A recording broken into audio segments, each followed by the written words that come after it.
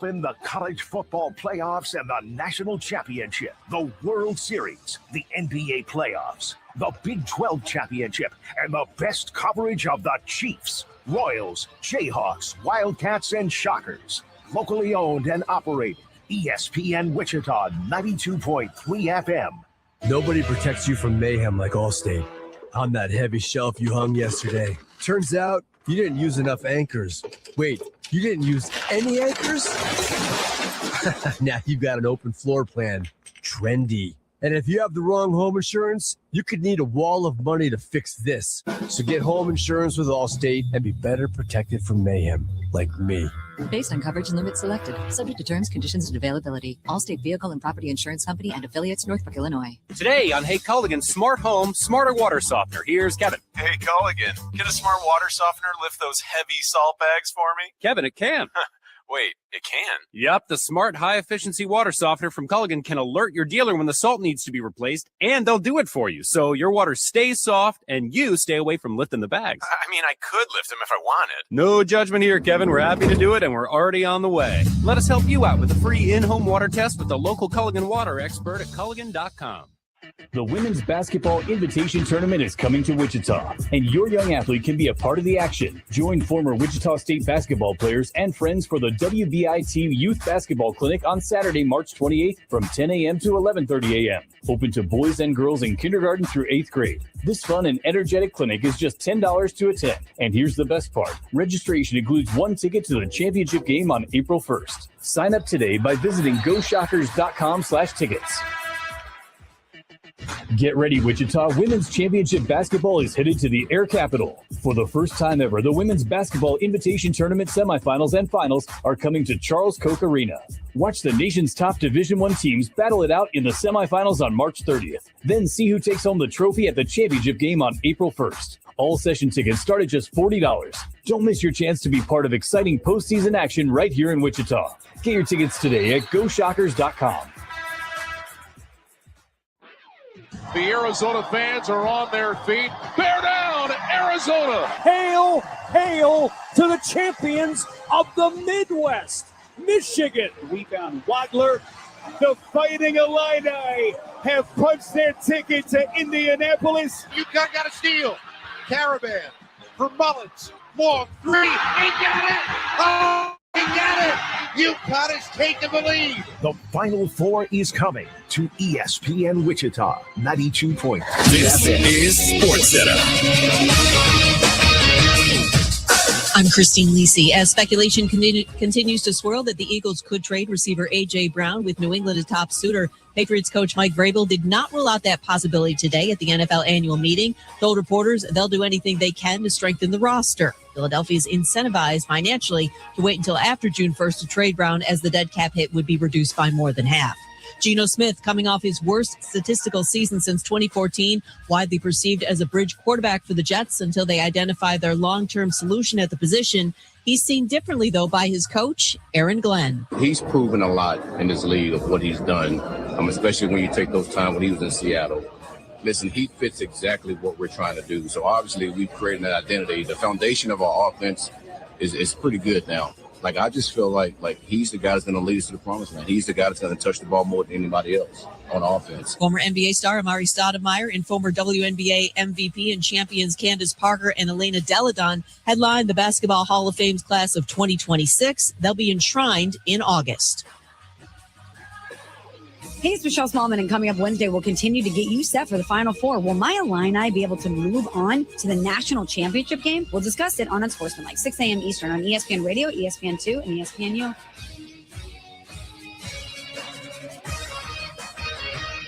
You're listening to The Pulse with Pat Strathman on ESPN Wichita 92.3 FM. Small town, big dreams, and a young boy the age of 15. Had a premonition his city would get seen. Now I'm winning, get Sheen in the city of the home. What's up, Wichita? Happy Tuesday to you all. Hopefully you are enjoying the sunshine. It is great out there here in Wichita. And I have a feeling a lot of Wichita State fans, they're a little bit excited because the offseason seems to be off to a tremendous start for Wichita State. We'll talk plenty about that and so much more right here on The Pulse on Wichita Sports Leader, ESPN Wichita 92.3 FM. We are streaming in addition to that radio dial. Some of you might be blasting the speakers right now with the windows rolled down, listening to us. Thanks so much for doing that. But I know we also have those who prefer to stream. ESPNWichita.com. Listen live button. You can check it out on there. Check out the schedule, podcast, all right there at your fingertips. You can also use a smart speaker to do the hard work for you. You don't have to type anything up. Just tell your smart speaker to tune into ESPN Wichita 92.3 FM or KKGQ. The ESPN Wichita app is something you can download. And that ESPN Wichita app has everything as I brought up on the website. It's also in app form. You can listen to live programming on the ESPN Wichita app. The podcasts are on the app as well. If you need the hotline number, the text line number, all right there at your fingertips. Android users, iPhone users, doesn't matter the platform. Download the ESPN Wichita app today. And if you would like to watch from Equity Bank Park, from our studios, you can do that by heading on over to YouTube, Facebook, and X. We are video streaming in all those different places as well. I'm Pat Strathman. Jack Johnson sticking around for another couple of hours after filling in for Shane the last couple of hours. Such a strange week with how everything's going this week. You had us back to normal yesterday. We weren't very normal last week. I mean, we had normal programming, but we were on location for the final 3 days of last week. But this week, you get the gang for one day, and then on today, you have Shane doing Wichita State baseball right now as they're facing Washburn Kids Day at X Stadium for today. You have Shane traveling tomorrow, so Jack is filling in once again. We will be on location for tomorrow. As of right now, we are monitoring the weather situation tomorrow, and we'll tell you more about that here in a little bit. And then on Thursday and Friday, Shane will be back, but he'll be in Indianapolis getting all sorts of interviews, courtesy of the Final Four Radio Road coverage that we have ready to rock and roll for you. It's a crazy week, very chaotic, but we are glad to bring it to you right here on ESPN Wichita. If you want to be a part of the show, here are your options. Pick up the phone and dial 316-669-4996. 316-669-4996. The text line number is 316-247-0923. You're going to need both numbers today. You'll need the hotline number if you want to win $30 in Kansas lottery tickets. You will need the text line number to win $20 to Tinker Barbecue, but also an opportunity for you to win something much bigger. Like I said, we'll get to that here in a little bit. Be ready to text 316-247-0923. Check us out on social media. We continue to grow on Facebook, X, Instagram, you name it, we got it. Find us on social media and be a part of the ESPN Wichita family. Coming up today, we have Matt Derrick of ChiefsDigest.com. Not a lot going on in the Chiefs world, but we will get a little bit closer to the NFL draft. I will ask him about some prospects, I suppose, for the Kansas City Chiefs. The WBIT championship is officially set. We'll get to that at the very end of hour number one. Kind of a heartbreaker in some ways when it comes to the WBIT, but we'll tell you more about that. In hour number two, Tuesday with Taylor Eldridge from the Wichita Eagle. Tay will be a part of the show. Told you about the offseason for Wichita State. Not a bad start for Paul Mills and company. Taylor will have more breakdown when it comes to that. At 3:25, the Royals, they win their home opener. We can reflect on that as they took down the Twins yesterday, off today. And then coming up after that, Take Two Tuesday. That's our lineup for today. It is the final day of March here in 2026. Thanks so much for joining the show. Thanks so much for making us Wichita's sports leader. ESPN Wichita, 92.3 FM. So, WBIT, the championship game, is coming up tomorrow. You've heard me talk about the WBIT championship game. We're going to have an ESPN Wichita fan zone tomorrow, as long as the weather holds. We're going to keep monitoring that.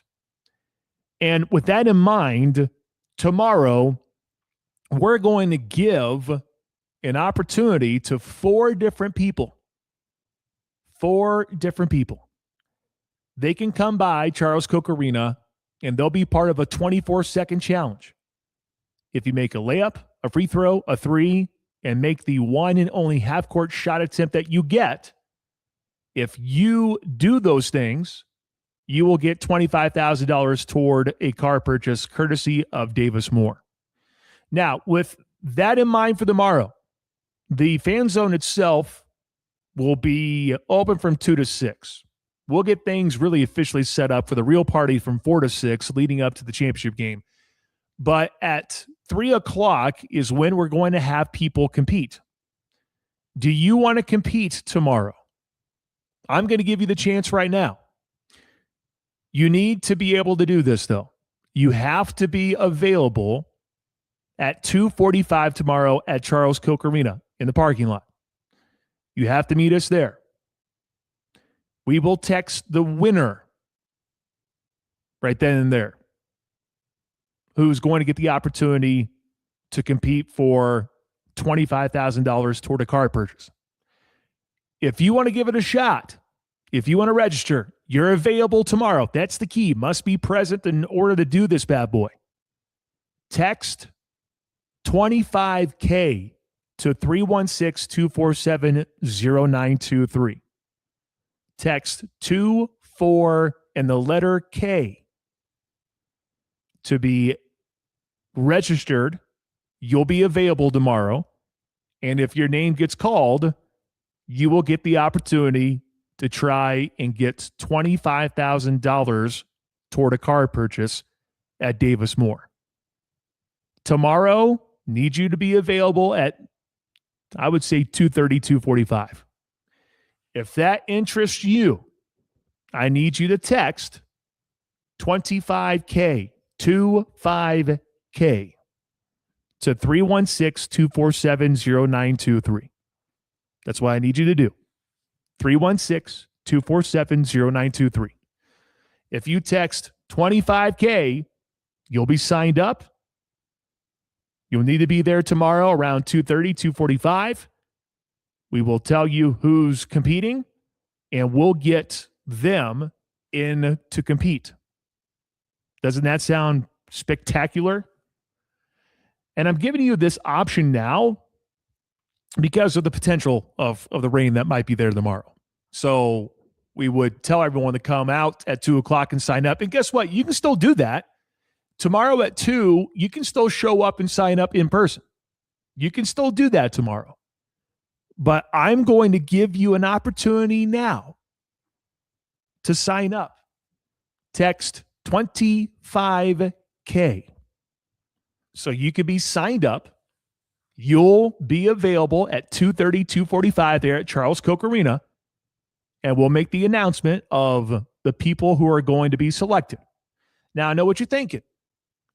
Well, Pat, what if I can't make it there at 2:30, 2:45? Hey, I get it, man. I understand. That's where another opportunity comes into play.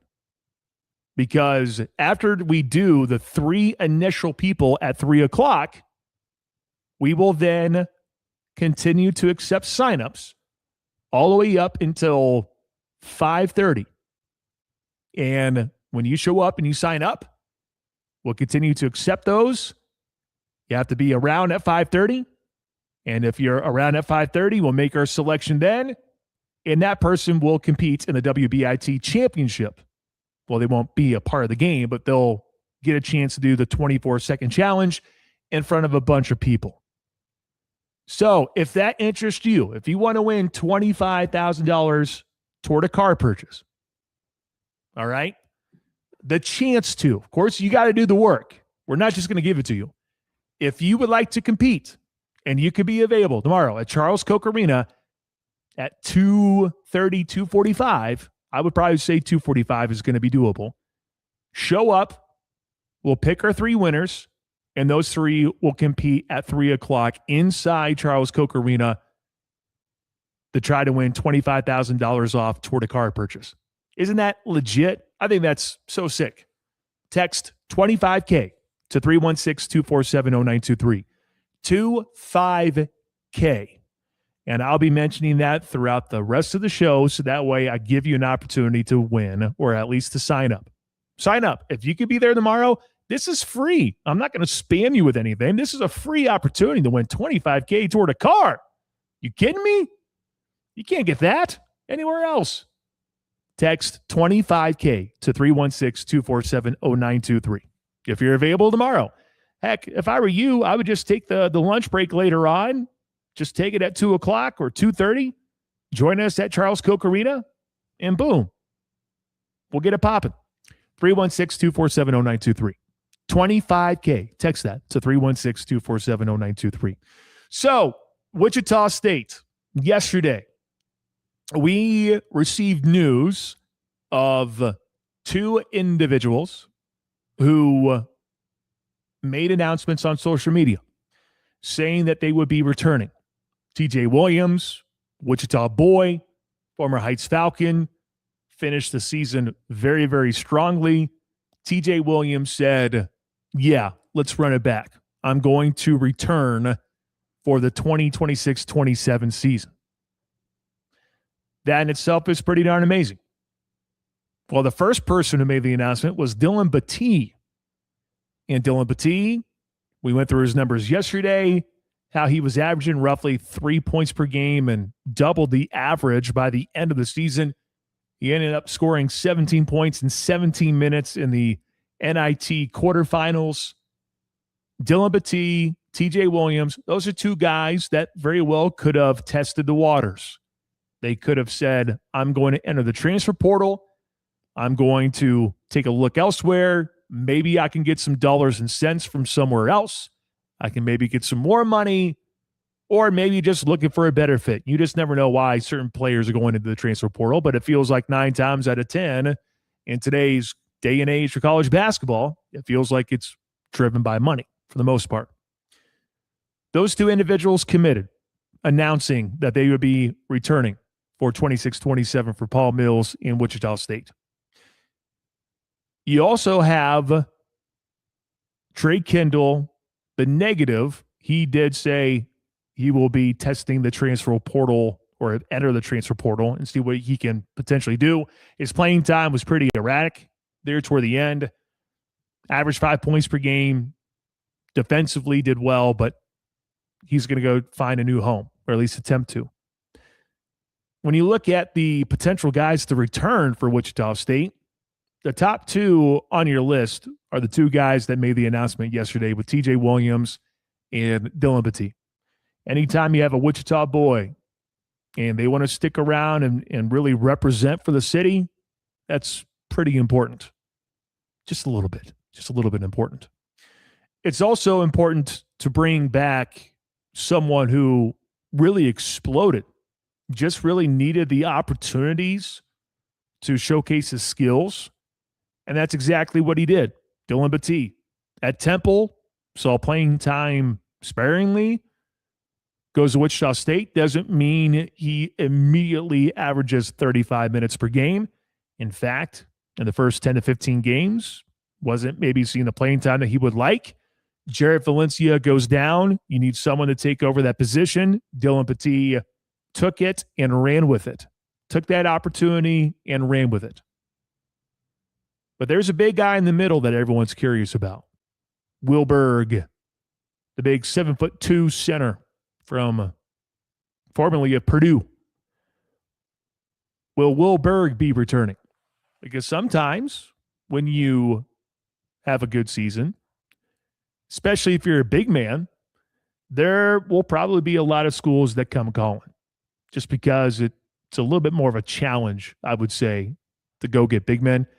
And you're looking at the Final Four of the NCAA tournament, it's probably a trend in college basketball to see the size and the big boys around that rim.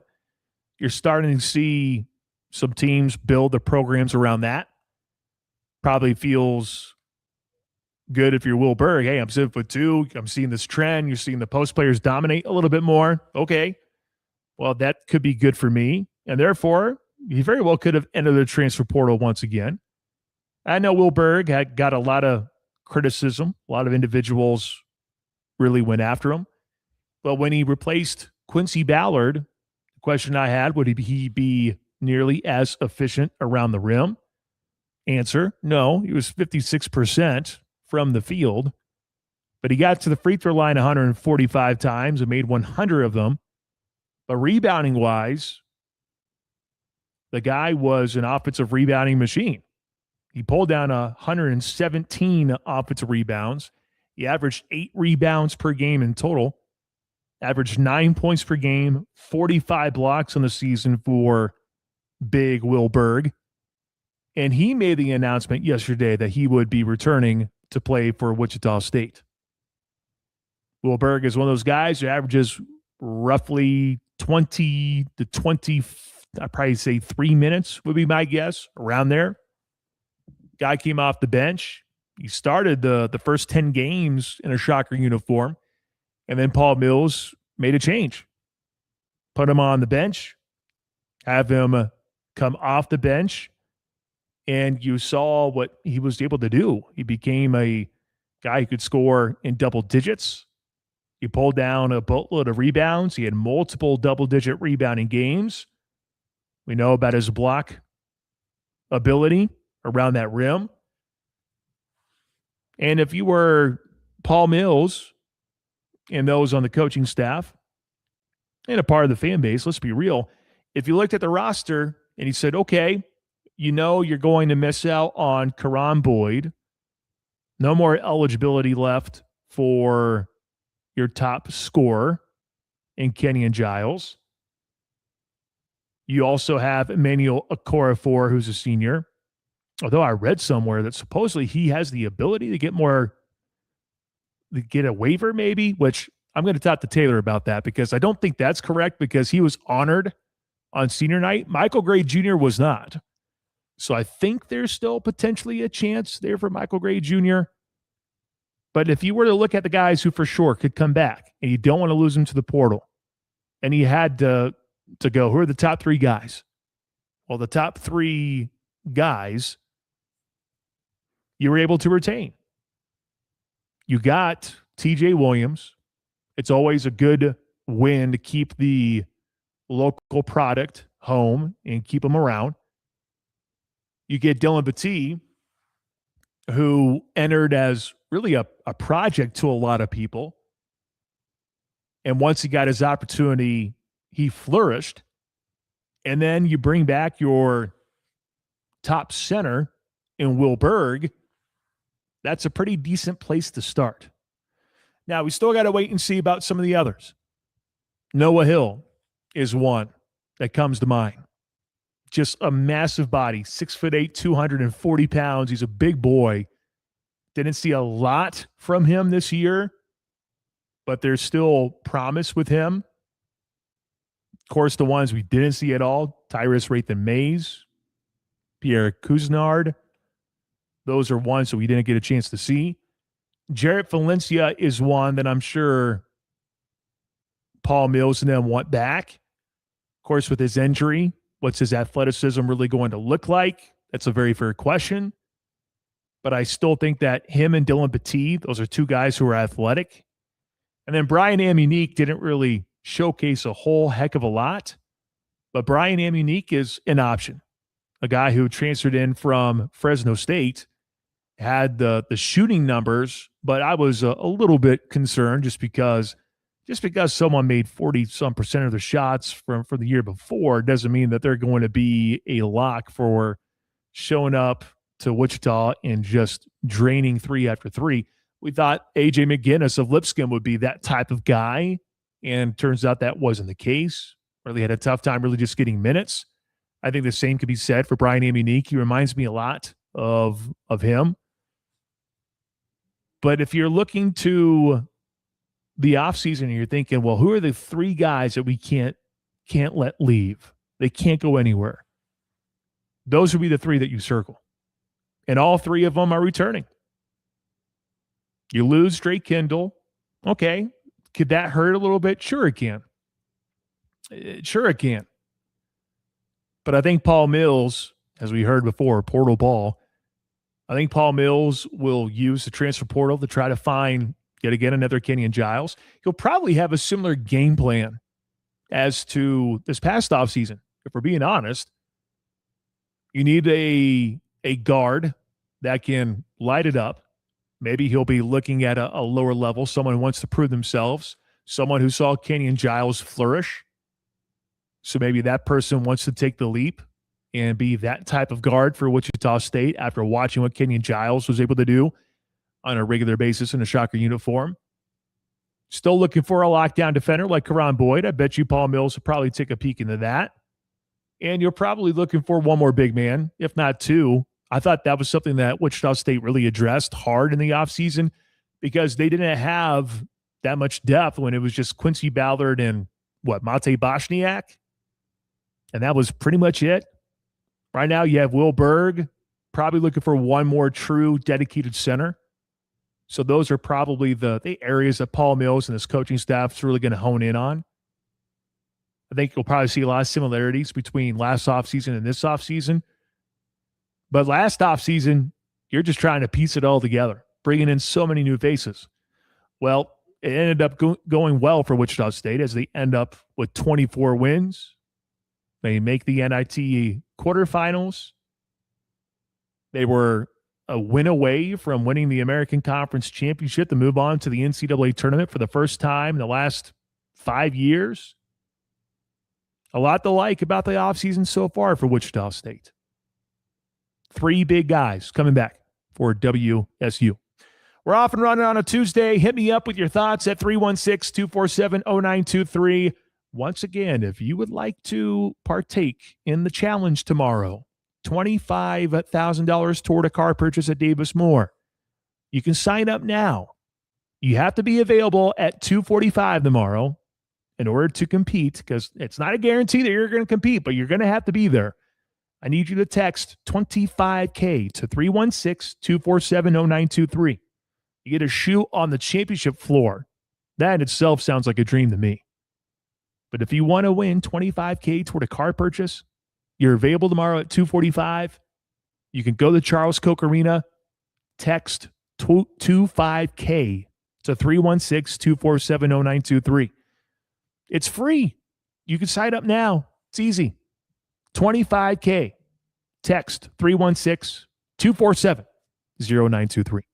All right, when we return, Matt Derrick of ChiefsDigest.com. We'll have some fun with our buddy when we return. You're tuned in Speedway. to Pulse Thank you. On ESPN Wichita 92.3 FM.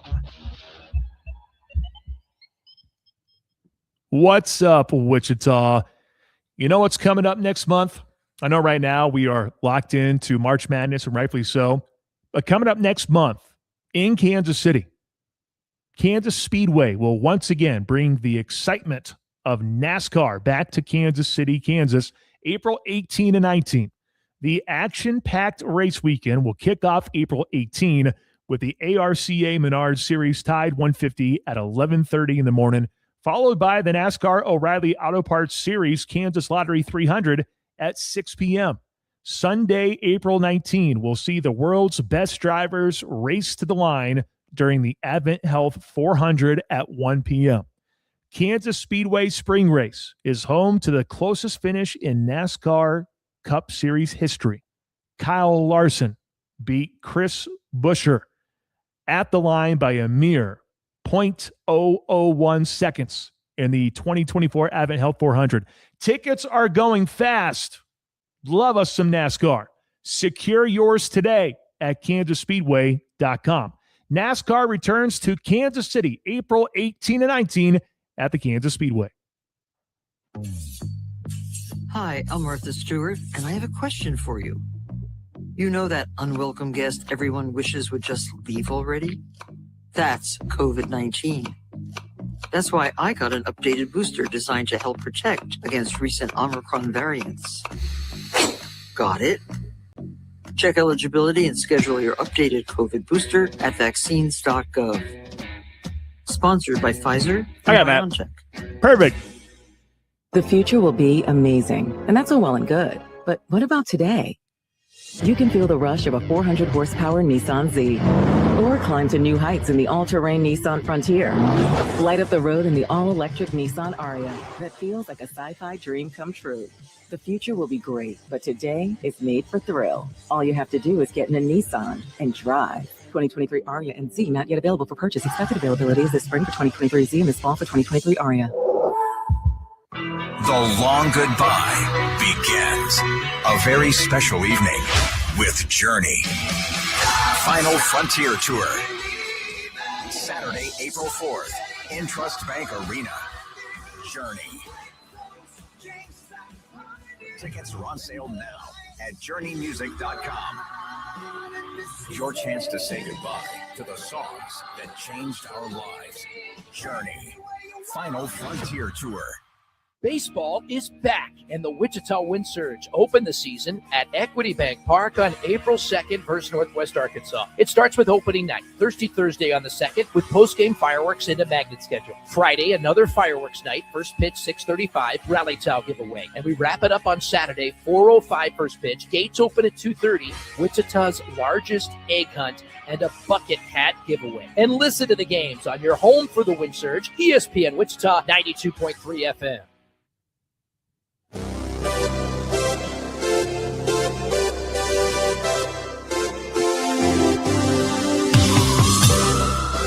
Welcome back.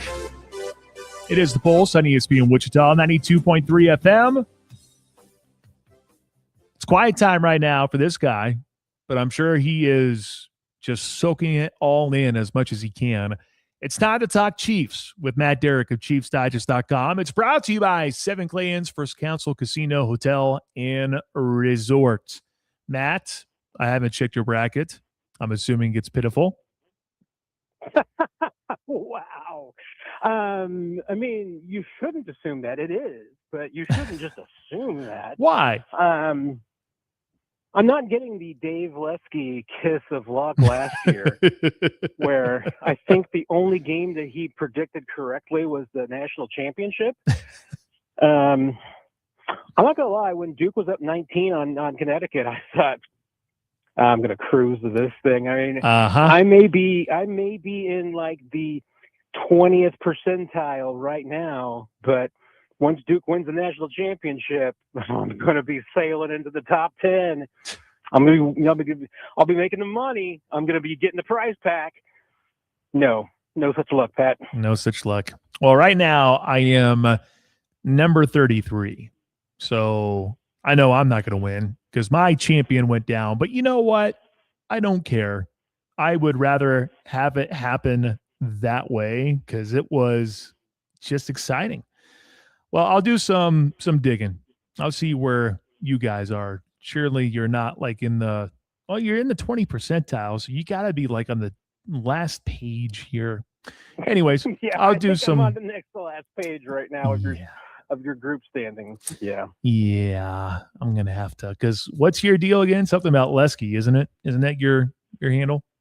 Your bracket name? The tortured Lesky department. Meanwhile, I'm trying to find David Lesky on here. I'm not even seeing Lesky. So, okay, I'll do some digging. Hey, the video is out.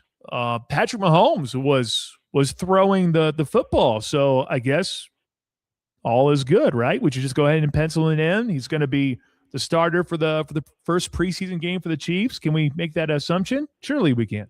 Oh, sure. Why not? I mean, 3 months out from ACL surgery, 5 seconds video clip.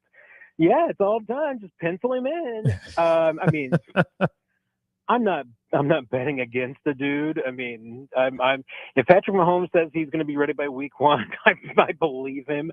But then again, as the immortal words of Patrick Mahomes, what was it? I'll believe it when I see it. Yeah, we'll see it. I'll see it when I believe it. I think that was the one. I'll see it when I believe it. Mm-hmm. Hey, there's a long way to go. This like, one of the earliest checkpoints is at 3 months. And also, I thought pretty worth noting that it was at his, looks like his facility in Dallas that he was working out at, not the Chiefs indoor in Kansas City. So that was not under the watchful eye of the Chiefs athletic trainers. I thought that was somewhat notable. I don't know if they would have him throwing yet, but one assumes that was at least with their permission that he was throwing down in Texas. But there's a long way to go. I mean, yeah, certainly things are looking good. Everybody's saying the right things. He's ahead of schedule. All the cliches that you want to throw in there, they're there right now.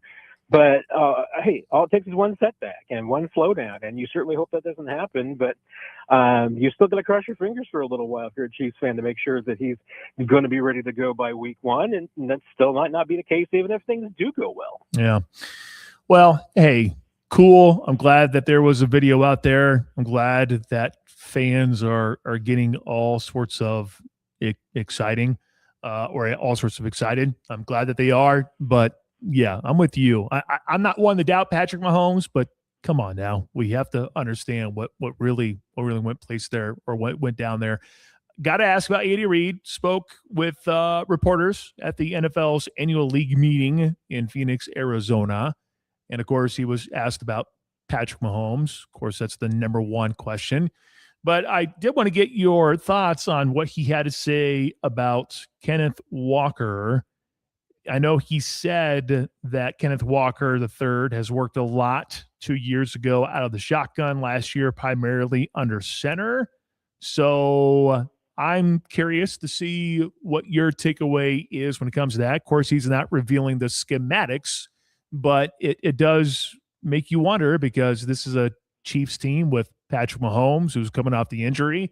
One would think that you're going to see a little bit more under center sets there for Patrick Mahomes with Kenneth Walker III being behind him. But I am curious to see what you had to say or have to say in regards to what Andy Reid said earlier today.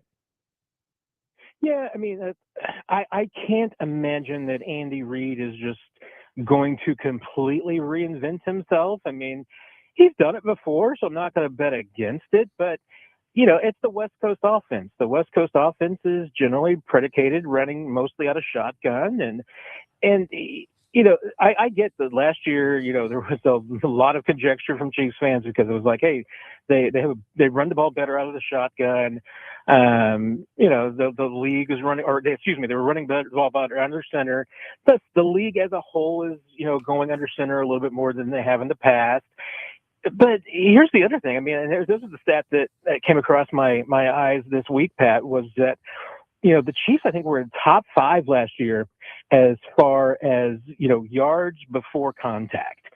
And that says a lot to me about the fact that the Chiefs' offensive line was not a huge part of the problem. I mean, there were still execution errors. There were still some mistakes that the Chiefs probably made in game planning, all of these things across the board, because they were still somewhat predictable, I thought, in the run game. But it really came down to the fact that, Pat, they had no explosion in the run game. They were opening holes in the run game that their running backs were just incapable of bursting through and taking advantage of. And, that's not a knock. I mean, Kareem is a veteran. He's got a lot of miles, a lot of on the tread on those knees and those wheels. So I don't necessarily blame him. And with the injuries that Pacheco's gone through, I still don't think that he was anywhere close to 100% last year. So I don't think that, the West Coast offense and running out of shotgun was the problem. I think you just had a couple of running backs who could not run on a shotgun. So, I mean, I think it's notable that, he's talking about the fact that Kenneth Walker can do both, that he can run from under center, that he can run out of shotgun, because I imagine the Chiefs are going to do both. That's what Andy Reid does, but I don't think they're just all of a sudden going to put Patrick Mahomes under center 90% of the time. I think he's still going to be primarily a shotgun quarterback, and Chiefs are going to run out of that. Question is, how much are they going to maybe depend on RPOs? Will they phase those out just a little bit more? Will they run a bit more zone blocking? Will they try and run the ball a little bit more outside and take advantage of Kenneth Walker's abilities? That's, I think, the bigger questions. Like I said, I don't think that they're just going to do a radical shift to running the ball out of shotgun and running the entire offense that way. I think they're still going to run out of shotgun. I don't think it's just going to be a radical change. Well, the RPO idea certainly has to change a little bit, just based on the lack of success there was a season ago, or at least you change maybe what you really want to focus on for RPO. But I guess we'll just have to wait and see once we get to training camp. Andy Reid also talked about Justin Fields, said that he is more than just a gadget guy at QB, but I am fearful of what Andy Reid might dream up with Justin Fields. I'm not going to lie, Matt. I am.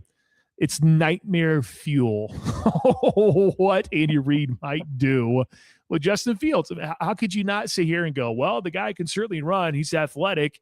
I guess let's drum up a couple of packages specifically for him to do something special. So I'm really curious to see how Justin Fields will be used for Kansas City.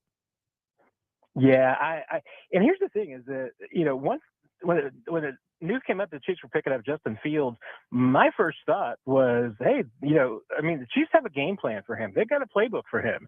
You just brush off the old Alex Smith stuff. That's absolutely what you could do. And yeah, could you run him a bit? Yeah, absolutely. The thing that the scouting report on Justin Fields, and in the last couple of years, he had a pretty good run with the Steelers. I think it was 4-1 that season as a starter. Was their best quarterback that year. And remember, they had Russell Wilson that year, and he outplayed Russell Wilson. If for all the knock about Justin Fields being terrible, and Russell Wilson's been terrible the last few years, I'll admit that, but he was the better quarterback. Last year, he wasn't bad with the Jets. The Jets were terrible. He just had no chance with them. And you look at some of his numbers, his turnovers have gone down. His completion percentage has consistently been going up. All those numbers are better than they were as a rookie, the second-year player. He's consistently gotten better. I think he's just played for some terrible, terrible offenses. That's a lump of clay I think you could actually work with. The scouting report on him, and the one thing that Andy Reid and that Chiefs offense is going to have to just beat out of him during OTAs and training camp is going to be running the ball when it's unnecessary. And that can be done because, Andy Reid practice, boy, the last thing he likes to see is a quarterback running with the football because he wants quarterbacks to take advantage of every single snap. Throw the ball so you can find out what you can get away with. He talked so much about that with, Patrick Mahomes' rookie season, or at least in the first and second training camps, really talking about just throw the ball, see what windows that you can test, see what you can get away with. He hates it when quarterbacks run the ball during a practice because it's basically a wasted rep. So I think he, of all coaches, can kind of snap Justin Fields out of that. And if they can, they've got a lot of stuff I think Justin Fields can run. And I don't have nightmares about that, Pat. I'm excited about that. I would love to see what Andy Reid could do with an athletic quarterback that, let me put this delicately if I can. It may not come out delicately, Pat, but I want it to be taken in the best way possible. What Andy Reid can do with an athletic quarterback that he doesn't terribly care what happens to him. That does sound awful when you put it that way. Like that sounds horrible. Oh my gosh. I'm not saying he's like fine if Justin Fields gets injured for the season, but hey, he's a little more disposable than Patrick Mahomes. Oh my gosh, it's gonna be fourth in inches. Justin Fields is gonna come in, and it's just gonna be all right. Tush push time, guys. We're gonna do it with Justin Fields because I don't care what happens to his ankles. I don't care what happens to his knees. We're gonna win this fourth and inches situation with Justin Fields being the QB. That's what's gonna happen now. You threw it out there. I'm more seeing like whipping out some old, Nebraska triple option wishbone plays. Man, that's the kind of stuff I want to see. You're a sicko. You're an absolute sicko. Matt Derrick of ChiefsDigest.com, brought to you by Seven Glades First Council Casino, Hotel, and Resort. I was looking at some mock drafts. I'm seeing more bring up cornerback at pick number 9 for Kansas City. Are you intrigued with that? Somewhat. I mean, part of my concern is this, that I'm not completely sold that there are many cornerbacks that are worth going 9. I think there's a lot more that are worth going at 29. The depth of the I mean, I think there's going to be some teams that maybe only have 1 or maybe 0 corners as true first round grades this year in this year's draft. And I think there's going to be a lot more that have like those second round grades that you would be targeting, late first round. And, we talk about, I mean, every team, we talk about the cliche that they're probably going to have anywhere from 15 to 18 players with first round grades. Sometimes it's lower, and this year could be one of those years. And not every team has the same 15. And that's why, the Chiefs, hey, they got Trent McDuffie when they did, because that was a player they had a first round grade on, and he falls past 20. And so that's Brett Veach's traditional place where he gets interested, is that if a player that he thinks one of the 15 best players in the draft is all of a sudden available after 20, he gets interested, and they've made some trades before in that situation. So I can see it, because let's face it, I mean, the Chiefs have needs at corner. They've got a defensive line. I don't think the Chiefs would be a team that would take a linebacker that early, but you're looking for a number 3 linebacker. You're probably looking for some safety help. You'd like a wide receiver. You need a tight end. I mean, I'm going to name almost every position, but hey, you still would love to have a long-term solution at right tackle. So there's a lot of different directions that the Chiefs could go. I would just be very surprised if they went corner or tackle or offensive tackle at 9, simply because I just don't know if the depth is there in the first round. I still think it's edge or bust for me, but that's just my preference. And we can break it down. We can break down certain positions moving forward. I just thought it was intriguing seeing corner, wide receiver at number 9. I get why you're seeing people want the Chiefs go wide receiver in the top 10, because by golly, it's Patrick Mahomes. Give him another weapon. They could use a wide receiver. It all adds up. But unfortunately, we'll go back to the cliche of best player available. Your favorite words to hear in the next 3 weeks, 4 weeks, best player available. How many times have you heard that already, and how sick of it are you going to be by the time we get to the NFL draft? A lot, and I'm already sick of it. And I'm going to give you 2 little tips here to everybody who reads mock drafts and everything and looks at them. I'm going to give you 2 tips about whether or not to take them seriously. And I could be completely proven wrong on this one, but I feel pretty good about this. Is that one is that if someone has a mock draft and they're have the Chiefs going at corner and they immediately bring up Trent McDuffie, you can probably ignore that, because that's somebody who is looking at the Chiefs at a 30,000-foot glance and just says, oh, hey, they traded away Trent McDuffie, so they have to go corner at number 9. I mean, no, they don't have to. They have 2 guys starting right now that they're okay with. Would they like to get a first-round corner? Sure.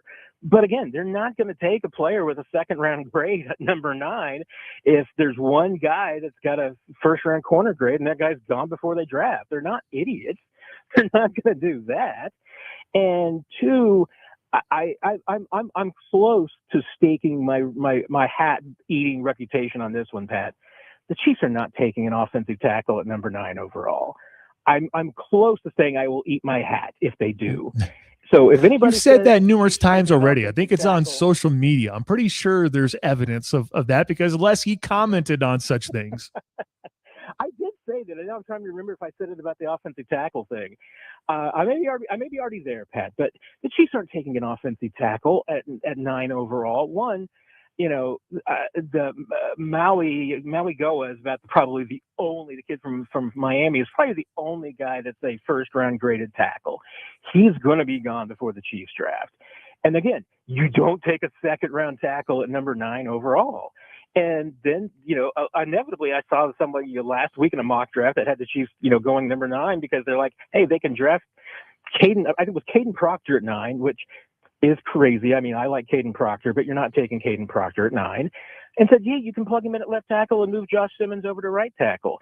If anyone says that in their mock draft, just set it on fire right there. Even if you're reading it on your phone, just set your phone on fire, because that mock draft is useless. Matt Derrick has some takes on mock drafts, guys. Man, who knew that would be a button to press for Matt Derrick?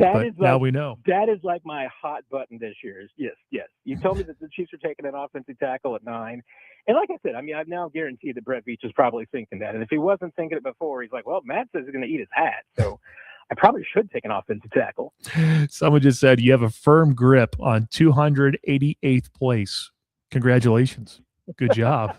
Nicely done. Hey, yeah. I mean, I think there's only like 290 people in the contest, so that's not great. No, 306, I think, is what we ended up at. So you're doing well, buddy. You're doing well. Good job. You're doing so good. Going the wrong direction, I look like I'm doing real nice. That's it. 100%. All right, buddy. Appreciate the time as always. We'll talk again next week. Appreciate you, Pat. Take care. All right, Matt Derrick of ChiefsDigest.com. He might not be good at brackets, but he is good at covering the Kansas City Chiefs.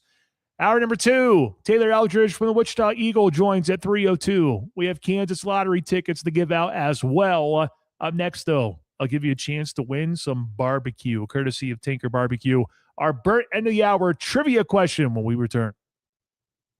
The heartbeat of Wichita sports fans. The Pulse on ESPN Wichita 92.3 FM.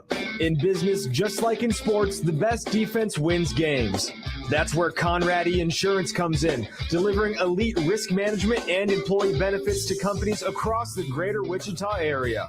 As the largest family-owned independent insurance agency in Wichita, we don't just talk the talk, we protect Kansas businesses like they're part of our team. Conradi Insurance, built for business, rooted in community, always playing to win. Visit ConradiInsurance.com to get in the game. Today on Hey Culligan Smart Home, Smarter Water Softener, here's Kevin. Hey, Culligan, can a smart water softener lift those heavy salt bags for me? Kevin, it can. Wait, it can? Yep, the smart high-efficiency water softener from Culligan can alert your dealer when the salt needs to be replaced, and they'll do it for you, so your water stays soft and you stay away from lifting the bags. I mean, I could lift them if I wanted. No judgment here, Kevin. We're happy to do it, and we're already on the way. Let us help you out with a free in-home water test with the local Culligan water expert at Culligan.com. And we are all tied up in the bottom of the 9th. Bases loaded. Electric in here. Electric. It all comes down to this pitch. You throw the fastball here.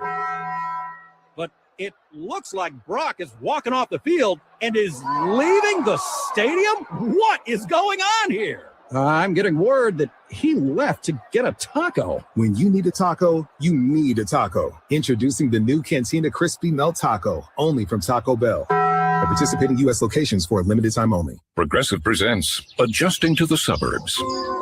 You just bought a home in the suburbs, but no one told you about all the birds, specifically this one, who seems to be calling out Roy. Roy. But who exactly is Roy? And why doesn't he ever respond? Maybe Roy is just bird speak for save with Progressive by bundling your home and auto. I guess until Roy answers, we'll never know. Progressive Casualty Insurance Company, coverage provided in service by affiliates and third-party insurers. For over 55 years and 2 generations, the Southwestern Remodeling Professionals have been providing homeowners in the Wichita area with a truly unique luxury remodeling experience. From the initial consultation through project design and production, our team provides concierge-style service with a true focus on the best quality products and professional installation. Are you ready to experience something truly different? Give us a call today at 263-1239 or visit southwesternremodeling.com. ESPN Wichita is headed to Indianapolis to bring you live coverage of the Final Four. Hey, Shane Dennis will be live on Radio Row with exclusive interviews featuring the biggest names in college basketball, players, coaches, broadcasters, and more. Tune in all week to New Day with SSJ, Shane Dennis Show, The Pulse, and the program to hear all the latest. It's all in our home for March Madness, Final Four, and the National Championship. ESPN Wichita 92.3 FM, brought to you by Lusco Brick and Stone. There's no substitute for quality.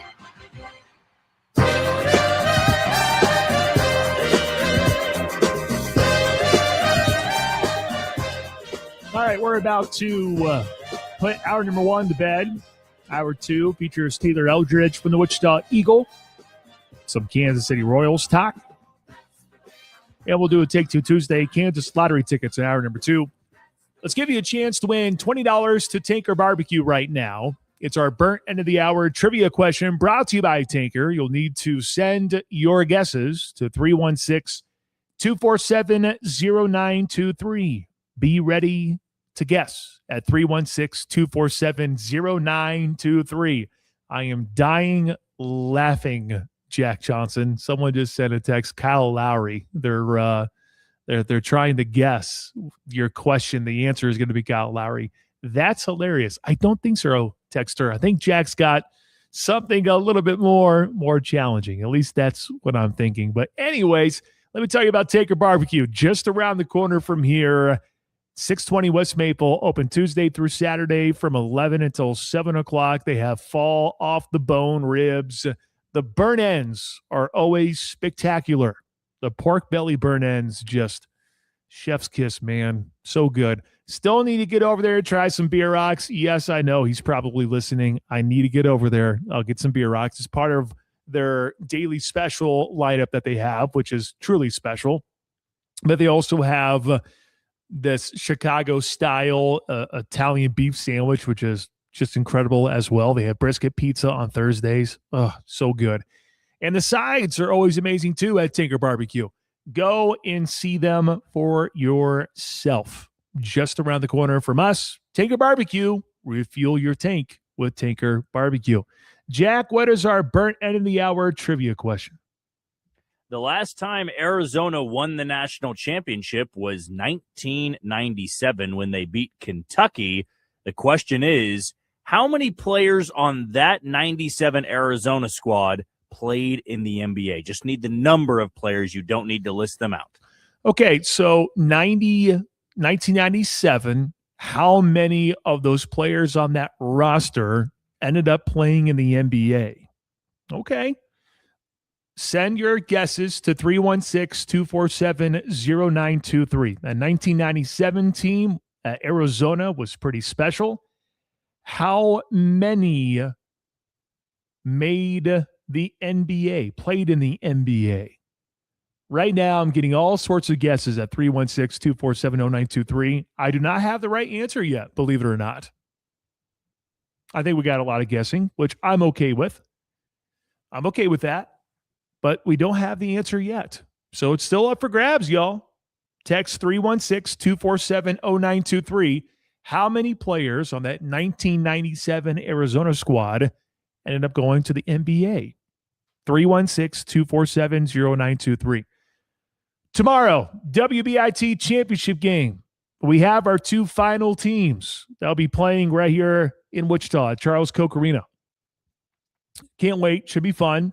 Unfortunately, Kansas is not one of them. Kansas had a chance to knock off BYU yesterday, but BYU catches fire in the fourth quarter. They put 24 points on the board, and they end up winning by 3 over the Kansas Jayhawks. So the season comes to a close for Brandon Schneider's bunch.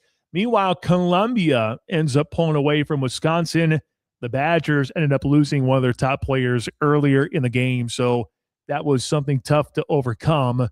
But we'll crown a champion tomorrow. Columbia facing BYU. Lions versus Cougars. That sounds exciting to me.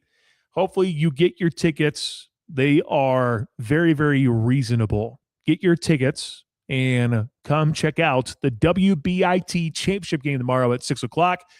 In fact, we're going to have a fan zone area. We're going to be out there tomorrow. As long as the weather holds up, we should be okay, which I think is supposed to rain a little bit after tip-off. That's the goal. I told you to open the show.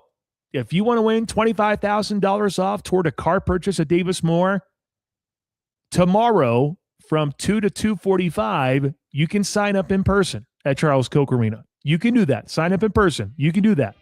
But if you want to sign up now, you know you're going to be there at 2:45 and you want to partake in it, text 25K to 316-247-0923.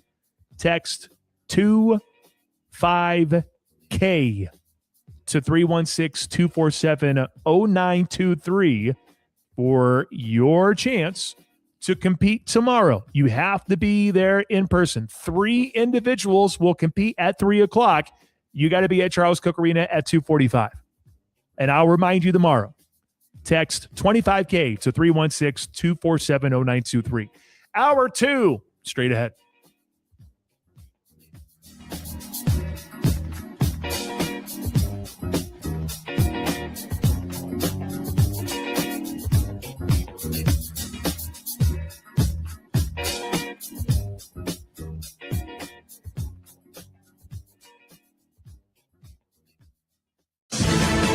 Wichita's sports leader.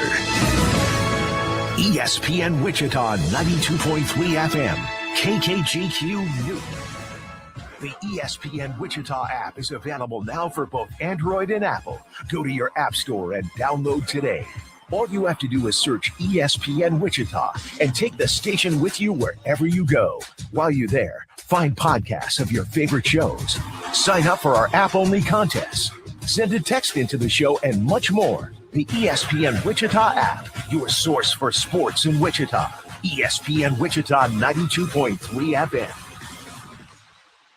If you're craving a taco with a touch of tradition, stop by Taco Pronto. Family owned and operated for 55 years, Taco Pronto makes all their food in-house using the freshest ingredients at prices you can't beat. Drive through today and take advantage of Taco Pronto's daily specials or grab a 12-pack of tacos for only $11.99. Taco Pronto, located at 8385 West 21st Street North, or order online at TacoProntoWichita.com. Taco Pronto, old-fashioned service. Progressive presents Adjusting to the Suburbs.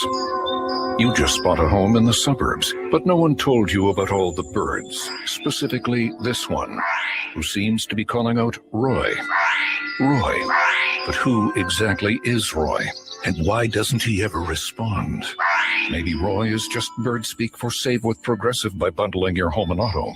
I guess until Roy answers, we'll never know. Progressive Casualty Insurance Company. Coverage provided in service by affiliates and third-party insurers. And we are all tied up in the bottom of the ninth. Bases loaded. Electric in here. Electric. It all comes down to this pitch. You throw the fastball here. But it looks like Brock is walking off the field and is leaving the stadium. What is going on here? I'm getting word that he left to get a taco. Thank you. When you need a taco, you need a taco. Introducing the new Cantina Crispy Melt Taco, only from Taco Bell. At participating U.S. locations for a limited time only. Get ready, Wichita. Women's Championship Basketball is headed to the Air Capital. For the first time ever, the Women's Basketball Invitation Tournament semifinals and finals are coming to Charles Koch Arena.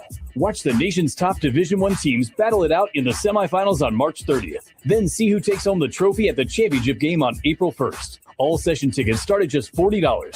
Don't miss your chance to be part of exciting postseason action right here in Wichita. Get your tickets today at GoShockers.com.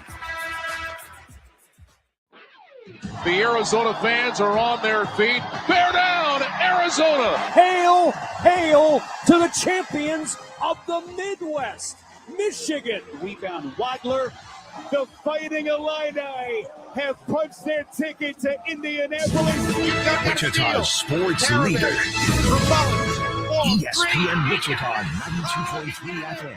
KKGQ News. The Final Four is coming to ESPN Wichita 92.3 FM.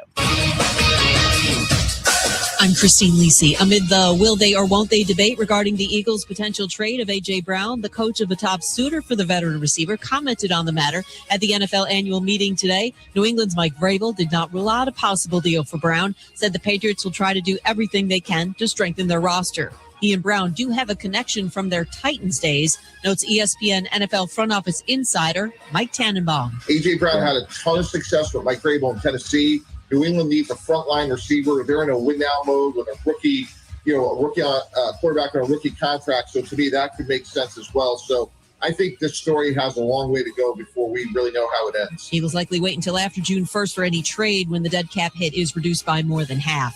NFL owners approved an extensive contingency plan to centralize officiating in the event of a work stoppage as negotiations continue on a labor deal with the NFL Referees Association. Former NBA star Amari Stoudemire, Bucks coach Doc Rivers, and former WNBA MVP and champs Candace Parker and Elena Delle Donne headlined the Basketball Hall of Fame's class of 2026. Confetti Craze 5-Hour Energy tastes like straight up birthday cake. Vanilla, buttery, funfetti flavor in one tiny bottle. It's all cake, no sugar, and perfect when I need a quick, tasty caffeine boost. Get yours today at 5hourenergy.com or Amazon. It's just a public service announcement sponsored by Just Blaze and the good folks at Rockefeller Records. Fellow Americans, it is with the utmost pride and sincerity that I present this recording as a living testament and recollection of history in the making during our generation. Allow me to reintroduce myself. My name is Ho, H to the O-V. I used to move. Welcome back.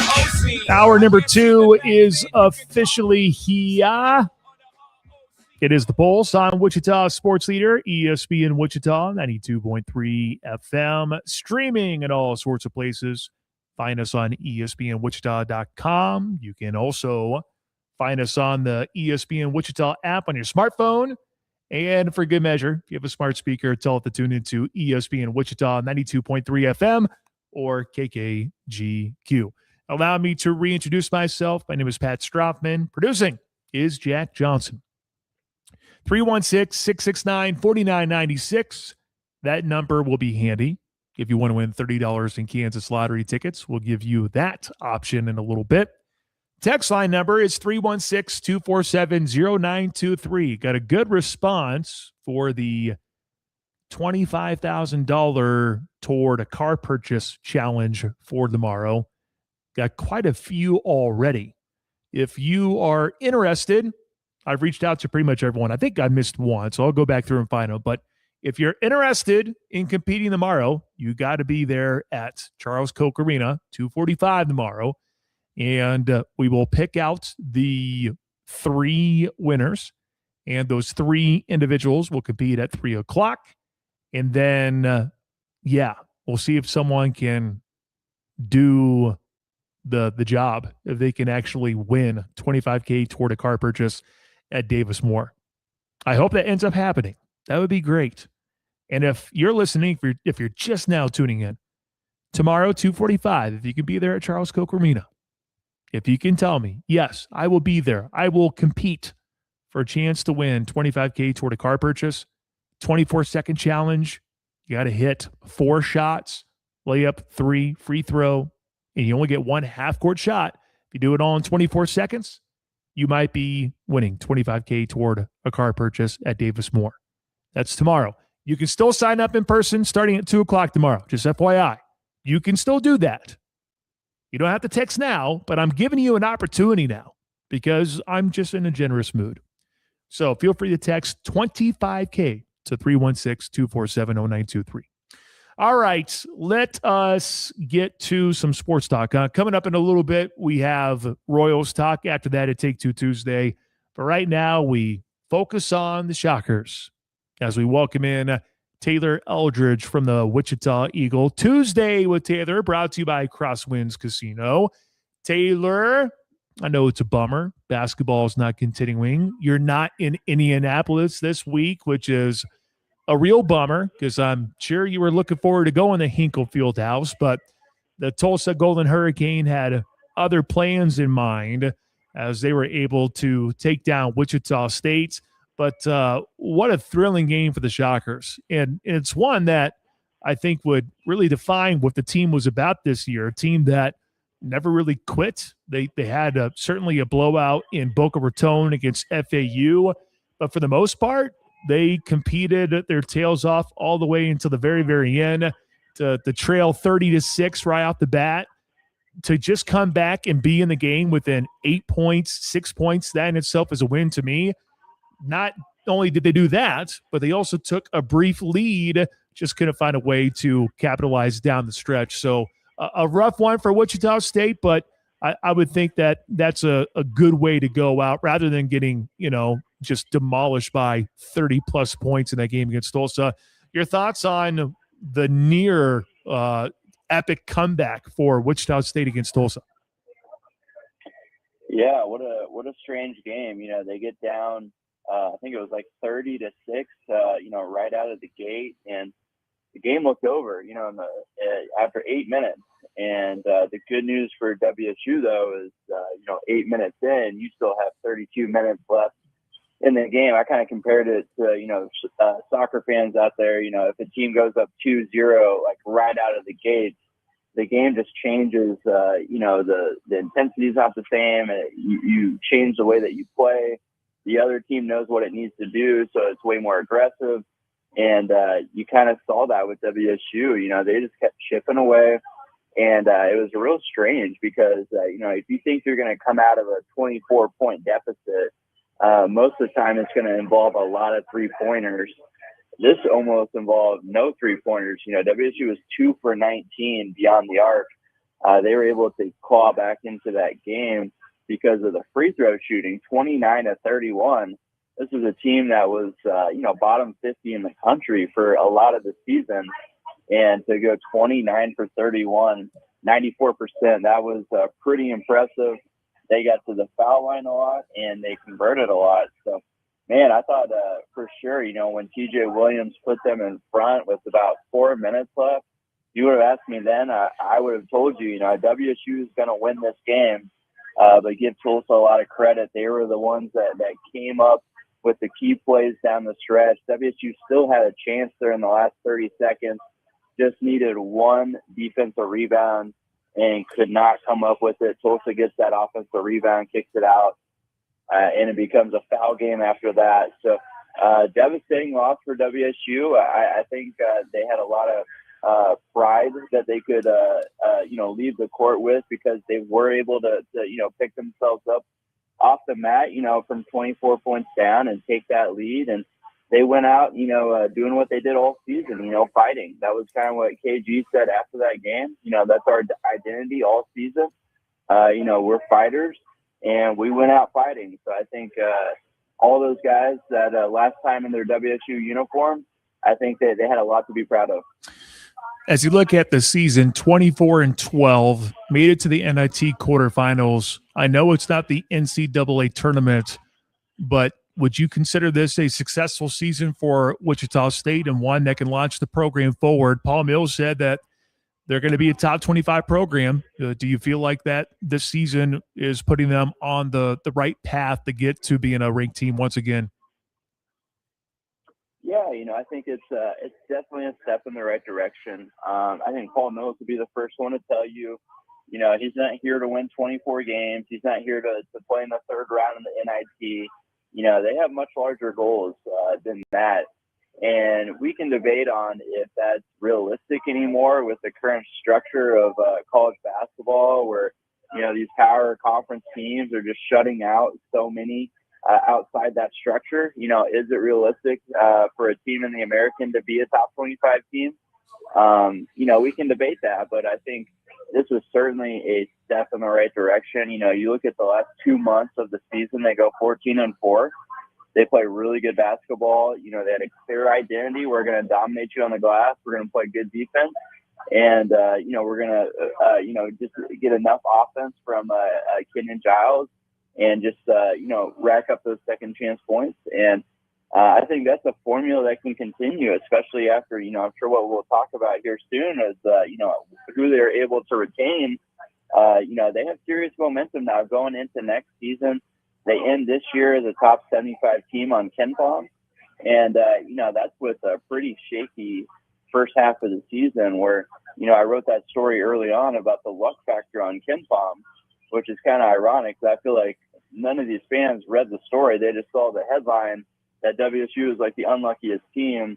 The whole point of the story was it didn't have anything to do with luck. It was actually WSU underperforming in close games down the stretch. So, if that evens its way out next season, this could have easily been a season where they win 27, 28 games. So, they're not far away. Definitely a step in the right direction. And I think the expectation, especially after yesterday's news, get back to the NCAA tournament. And I think a lot of fans are pumped up about this program and excited to see what Paul Mills has in store for year 4. Tuesday with Taylor Eldridge from the Wichita Eagle here on the Pulse on ESPN Wichita 92.3 FM. You hinted at it. Big news yesterday when we were on air. It was TJ Williams, former Heights Falcon, and Dylan Battie, the transfer who came in from Temple. Both of them said that they would be running it back, returning for Wichita State. And then shortly after that, Wilberg, the big 7'2" center in the middle for Wichita State, he also said the same thing.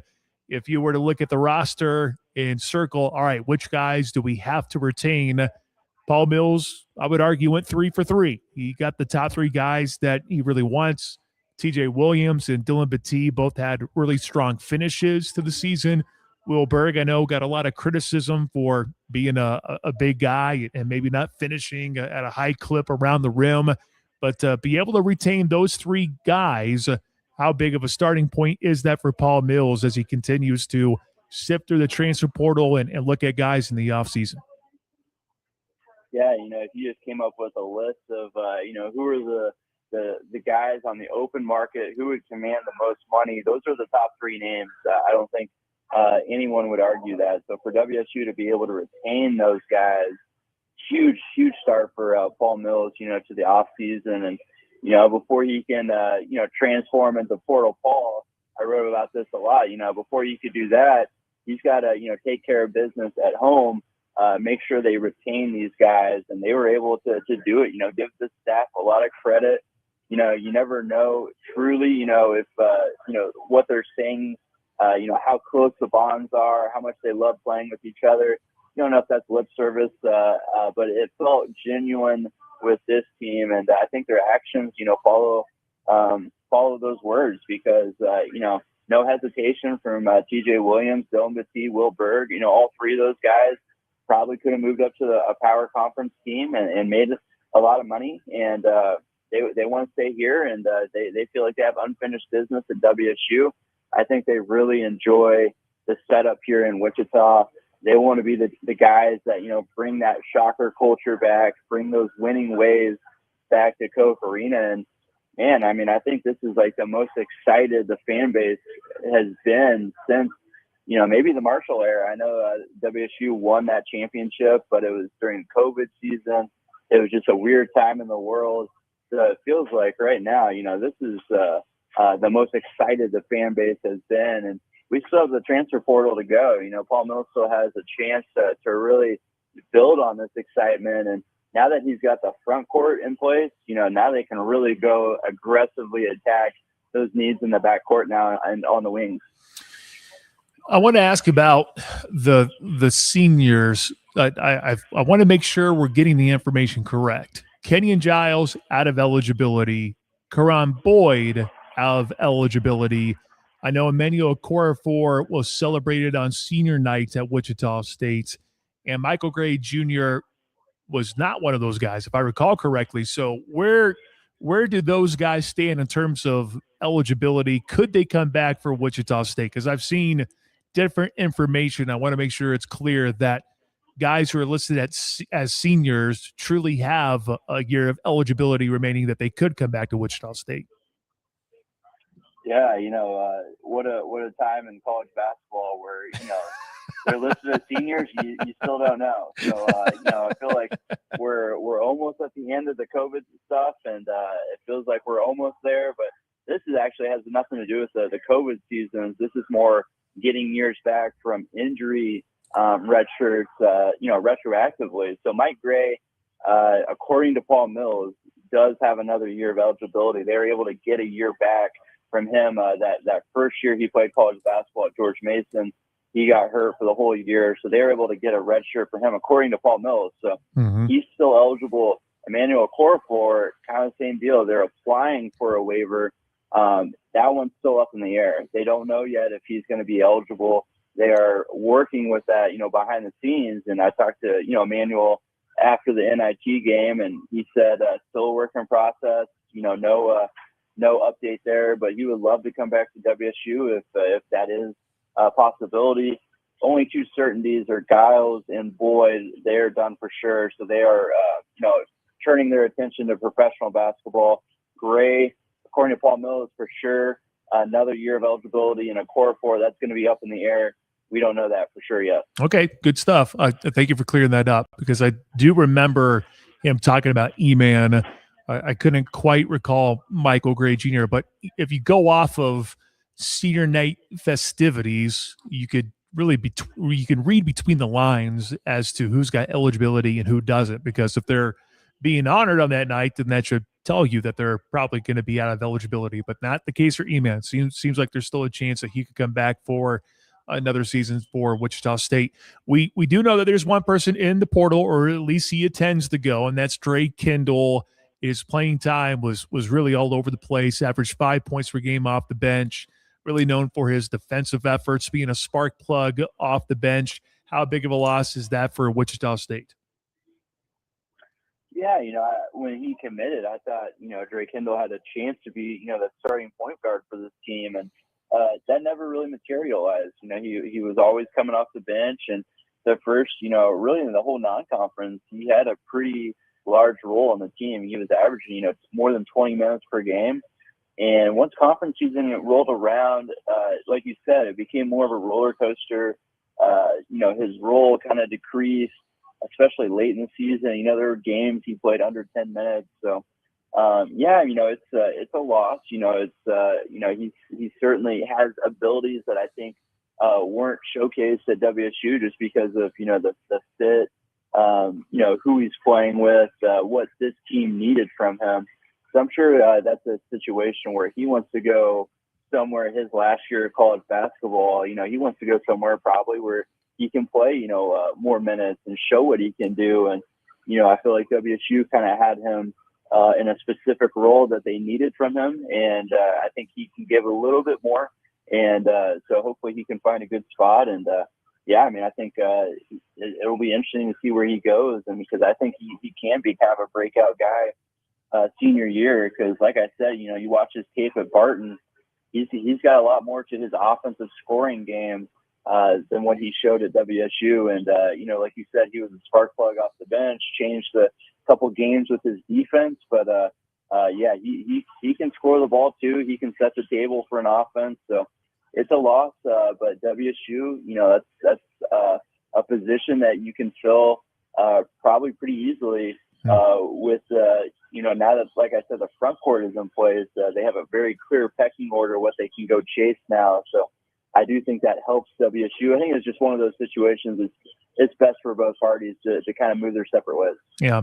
And that's, sometimes that's what's going to happen. So yeah, we'll see where he ends up landing. As you brought up, there was more to his game at Barton, just didn't exactly pan out there at Wichita State. And now we'll see the type of home that he can find for his career and see where he ends up at to finish out his college career. Tuesday with Taylor Eldridge from the Wichita Eagle here on the Pulse and ESPN Wichita 92.3 FM. We can probably save more so of an off-season to-do list for Paul Mills probably for next week. I don't want to completely just unload on everything because it's been an eventful last 24 hours. So instead, I will shift gears and I will ask you about the American Conference. I want to get your thoughts on what Charlotte did, hiring Wes Miller, formerly of Cincinnati, and now you have Coach Mack. He is at South Florida, which I feel like those are two pretty big hires in the American to make it a tougher conference. Do you agree with that? Yeah, I think, both those guys have experience with high major basketball. So to come to the American, it definitely gives, that feel of kind of what it used to be. Certainly not to that level, but, the American used to be a really good conference with a lot of coaches with big time experience. And, anytime you can bring in somebody like Wes Miller, who, I thought Aaron Fern did a pretty good job there in Charlotte, but, bringing in somebody like Wes Miller, who has experience out there on the coast, that's going to, hopefully bring Charlotte up. And that's what the American needs. They need USF to stay really good under Mac. They need Charlotte to rise up. And, they need to get back to, having a really good conference to try to become that multi-bid league once again. So hires like that help. And we'll see how it all shakes out. Past experience probably doesn't mean all that too much with the way that college basketball is currently constructed. So, it's a whole new world out here, and we'll see if they can get the job done. But, I think if you're a fan of the American, pretty good hires, I would say. So we'll see how they work out, though. Yeah, I think they're good on the surface for sure, but only time will tell because it just really depends on who you hit on in the portal and all that lovely stuff. Wichita State baseball, big series with Tulane coming up this week. The baseball team, back-to-back conference wins for series. They ended up getting a conference series win against the Memphis Tigers.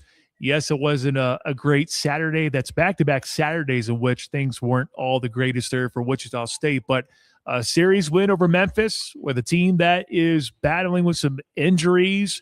Brady Pasha all of a sudden is an All-American-like closer, the former Bishop Carroll Golden Eagle. So not a bad start to conference play for Wichita State baseball. Yeah, I was going to hit on Pasha too. And, he's just been the hammer for WSU out of the bullpen. It's been a familiar formula for WSU. They use him on that first game on Friday to help close the door, give him the rest day on Saturday, and then bring him back on Sunday to close it out again. So, like you said, it's been a pretty familiar formula for WSU these first 2 weeks of conference play. Play really good Friday and Sunday, and let that Saturday game, they almost punt it. I mean, it just kind of gets away from them, and they take their lumps. And Brian Green's been really impressed with his team's resilience, coming back on that Sunday and getting the series win. So that's going to be key in this conference, because if you just look at the standings, it's a jumbled mess, and it's going to be very clear that there's going to be a lot of 1-1 series ties going into Sunday. So I don't think anyone's going to run away with this league. So what WSU is doing right now, very important for them to work their way up the standings, because, I don't think anyone's going to win this with, 4 or 5 losses. It feels like, you're going to have to grind this conference out. And right now WSU has, put themselves in a position. So, tied for first after the first 2 weekends. Schedule's only going to get harder from here, though. So we'll see how they handle a big series coming up this week. And, they can get a third straight series win, they're going to be in pretty great shape. All right, Taylor, appreciate the time as always. You enjoyed the week, and we'll really dive a little bit deeper next week in terms of what Paul Mills needs to focus on. So appreciate your time as always, Taylor. All right, thanks for having me on. Always a pleasure to have Taylor Eldridge from the Wichita Eagle. Brought to you by Crosswinds Casino. Coming up, we do have to talk about the boys in blue. We also have a Take Two Tuesday as well. But since we only have another 30-some minutes, I only have a couple more opportunities to once again tell you about the WBIT Championship tomorrow. It's BYU and Columbia at 6 o'clock. We're going to crown a champion here in Wichita. We're going to have a fan zone, an ESPN Wichita fan zone from 4 until 6 tomorrow. Technically opens up at 2, but I think the real fun will begin at 4 o'clock. Tomorrow at 3, we are going to have individuals, 3 people, compete in a 24-second challenge. That 24-second challenge, if you hit a layup, you hit a 3, a free throw, and hit the one and only half-court shot attempt, you can win $25,000 toward a car purchase at Davis Moore. You have to be available tomorrow at 2:45. You can still show up at 2 and sign up. That's fine. But if you're listening to me right now and you want to partake and give it a shot, I think it'll just be fun. It's completely free. All you have to do is text 25K to 316-247-0923. Text 25K to 316-247-0923 if you want to participate. I know some of you are thinking, I probably can't do it. And I understand that. I understand. Some of you are like, I don't want to be embarrassed, but it's $25,000 off toward a car purchase. If you are willing and able, we'll give you that opportunity tomorrow. You just have to be at Charles Koch Arena at 2:45. That's all I ask. Get to the parking lot, be there at 2:45. If you can't sign up now, or you can't do it at 3, we will also include signups leading up to the championship game, and one lucky person will compete in front of a crowd. See, that's more nerve-wracking, isn't it? At least I feel like that's the case. But you can sign up in person tomorrow if you can't be there at 3. So just mark that down. But if you are wanting to give it a go now, text 25K. 25K. Okay. Let's hit a break. When we return, we have Royals to talk about. They got the win in the home opener We'll get to that next here on The Pulse. The heartbeat of Wichita sports fans. The Pulse on ESPN Wichita 92.3 FM. I can't believe tax season is here already. Look at all this info I have to enter. Phil's small accounting firm is growing in numbers. Why didn't I take that typing class in high school? A data entry specialist could really help him in a crunch. I got blisters on my fingers. Indeed can help him hire great people fast. I need Indeed. Indeed you do. You can schedule and conduct virtual interviews all from your employer dashboard. Visit Indeed.com/credit and get $75 towards your first sponsored job. Terms and conditions apply.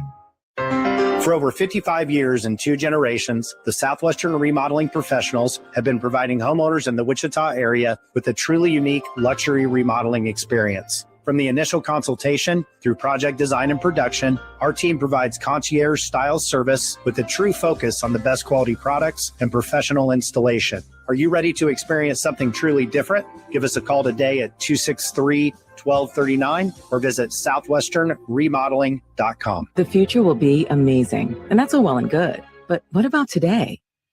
You can feel the rush of a 400 horsepower Nissan Z, or climb to new heights in the all-terrain Nissan Frontier. Light up the road in the all-electric Nissan Aria that feels like a sci-fi dream come true. The future will be great, but today is made for thrill. All you have to do is get in a Nissan and drive. 2023 Aria and Z not yet available for purchase. Expected availability is this spring for 2023 Z and this fall for 2023 Aria. In Kansas, truth is told in speed, wide open, full bore, and no mercy. Season momentum earned 3 and 4 wide. Loud, intense, inches predicting outcomes. Blink and miss. They bang sideways. What just happened? Pure speed whipping across the plains. Hell yeah, boys! NASCAR weekend at Kansas Speedway, April 18th and 19th. Get your tickets now at kansasspeedway.com. If you're craving a taco with a touch of tradition, stop by Taco Pronto. Family owned and operated for 55 years, Taco Pronto makes all their food in-house using the freshest ingredients at prices you can't beat. Drive through today and take advantage of Taco Pronto's daily specials or grab a 12-pack of tacos for only $11.99. Taco Pronto, located at 8385 West 21st Street North, or order online at TacoProntoWichita.com. Taco Pronto, old-fashioned service.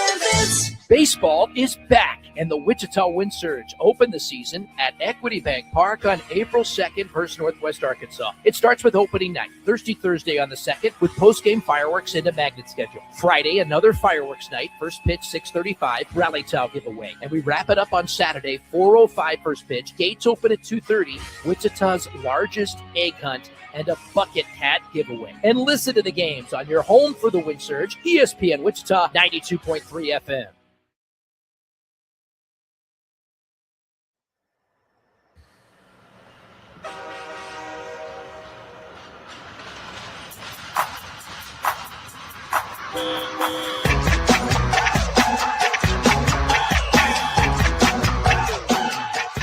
I think Shane has fond memories of this song. At least I'm pretty sure he does.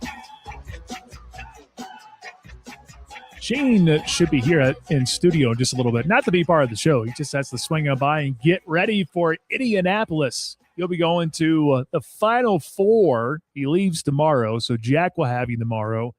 And then we'll have some excellent interviews on Thursday and Friday. Shane will be an interview machine on Thursday and Friday. Should be fun, though, because we'll be the only ones there in Indianapolis from Wichita. It's part of our partnership with Westwood One. First year where we're the radio home of the NCAA tournament, and it's been a real joy, a real pleasure. So Shane will be there on Thursday and Friday. Final Four Radio Row coverage presented to you by Lusco Brick and Stone. Speaking of the Final Four and just college basketball in general, I have a place for you. In order to watch those games, you're probably thinking, well, I'm looking for a new spot. Maybe this spot didn't hit as well as I thought it could be.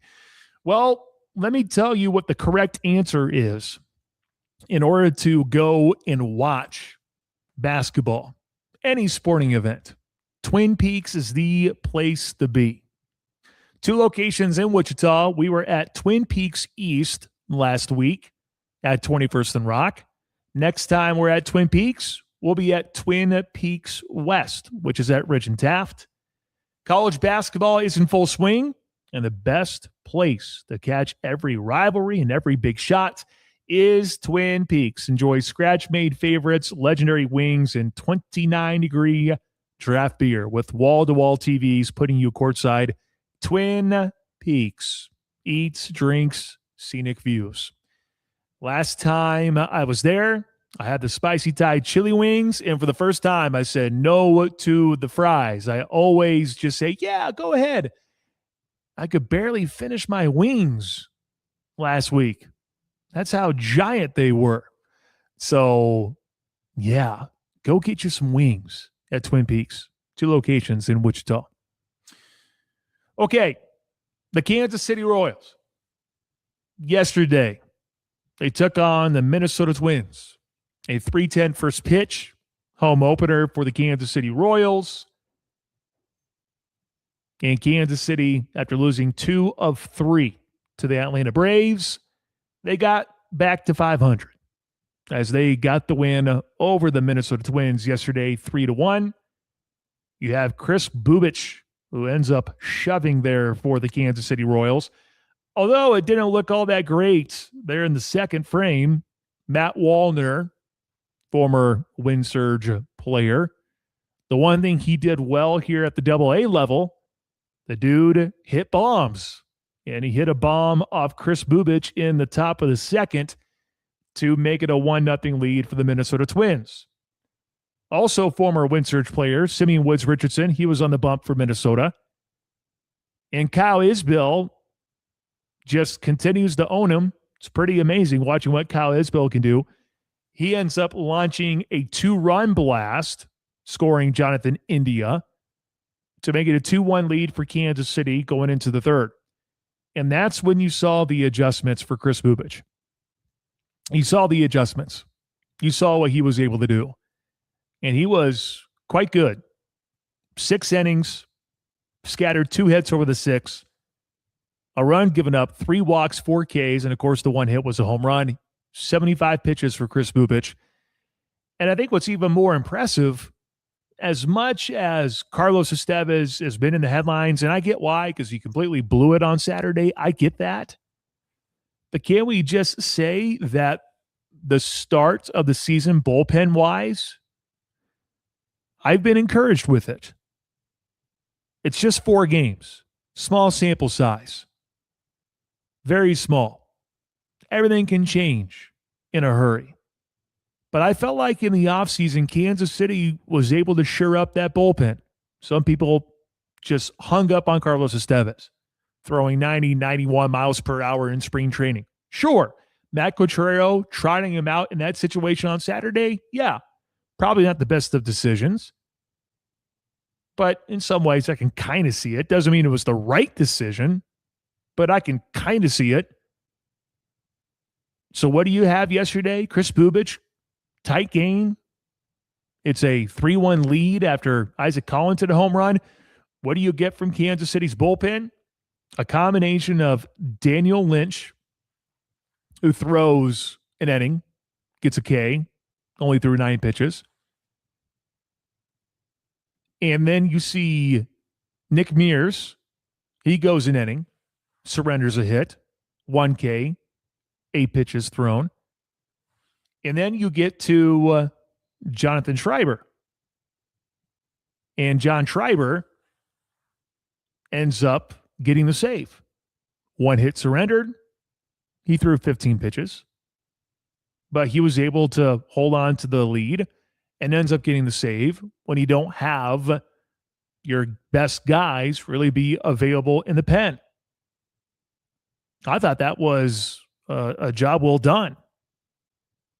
So I look at this bullpen and I get it, but you don't let one guy completely ruin what you've seen so far pitching-wise for the Royals. Cole Reagans, Carlos Estevez, less than stellar, okay? We get that. But Bailey Falter didn't look all that bad in the Brave series. Lucas Erceg obviously did his thing. John Schreiber yesterday, Nick Mears, Daniel Lynch. I don't know. I look at this bullpen, to go with Seth Lugo, Michael Wacha, Chris Bubich.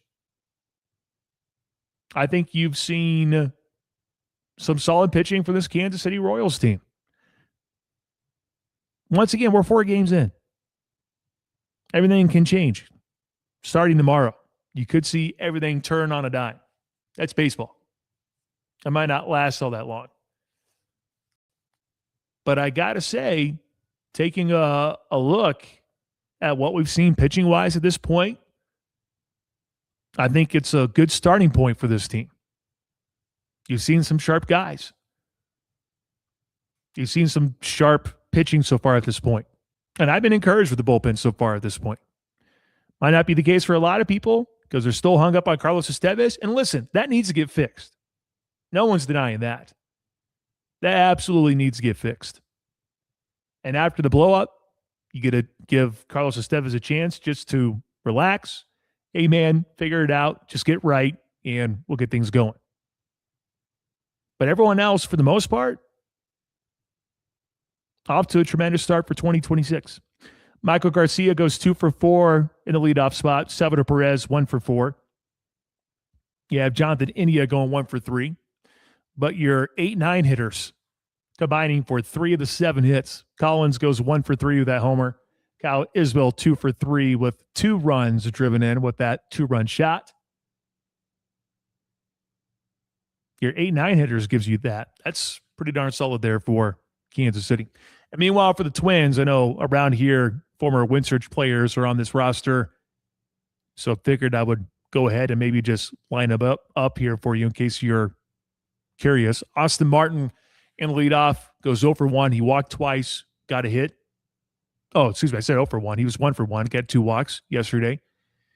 Luke Keyshaw was 0 for 3 with a walk. Matt Wallner 1 for 4 with that bomb. Brooks Lee was 1 for 3 in the number 9 spot. Simeon Woods Richardson takes the L as he goes 5 innings, 5 hits, giving up 2 runs. Cody Funderburk, he ended up going an inning and a third, gave up 2 hits, gave up that home run to Isaac Collins. So an update there in regards to former Windsurge players. But for the Royals, nice way to bounce back. It's always good to get a win for the home opener. You'll take it. And I'll also take the start from this bullpen. Jack, are you in agreement with me in regards to the bullpen this early on? Everyone wants to go ahead and point out to the obvious problem with Carlos Estevez, but take that out of the equation, Jack. And we thought that the Royals shored up the bullpen. So far, 4 games in, I don't see how you can argue against that in the first 4 games. Small sample size, but one to be somewhat encouraged by at this stage of the season. Yeah, certainly a small sample size, but so far you're seeing a group that has a lot of depth to it. And I'm not sure you look at one guy in that bullpen and say that's the obvious weak link. And if there was a weak link, I mean, I would probably say it's Bailey Falter, but he's in long relief. So you're throwing in a low leverage situations. You're really just trying to eat innings. You can live with your long reliever being the weak link. I understand we can say Carlos Estevez too, but right now I'm not even really, counting him to be in the bullpen because he's banged up and he's clearly not built up. So really long term, we can't view Carlos Estevez as a bullpen option until his velocity's back and until he's out of the walking boot. As for the rest of the guys, this is what separates a good bullpen from a great bullpen. I had highlighted this earlier today in the Shane Dennis show that Cleveland for a number of years, including this year as well, every time the gate swung open, you might have had guys that you wanted to avoid, like an Emmanuel Clase or a Cade Smith, or years ago an Andrew Miller. But what made Cleveland's bullpen so great was not necessarily the high-end guys, the top-level guys. It was the in-between guys where they could go out there and pound the zone, attack hitters, and be out of an inning without much of a sweat in 9 to 10 pitches. We see a lot of good bullpens out there that are top-heavy, and you get to the 8th to the 9th inning, they can get the job done. But what if you have to turn to somebody in the 6th inning, the 7th inning, and the 8th inning, and you have your closer and your setup guy down for that day? That's going to be the difference in how great a bullpen can be. And I was very impressed with what Daniel Lynch did yesterday. I thought Nick Mears was really good.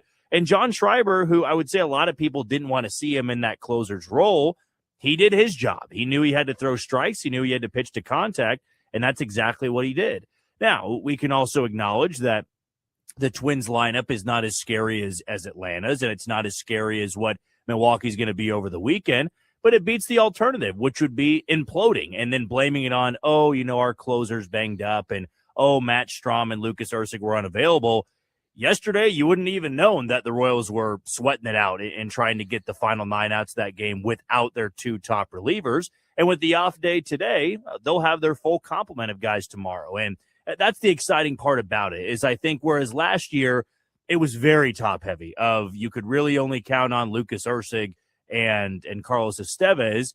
Now there's about 5 guys you could probably count on to get some big outs for you throughout the season.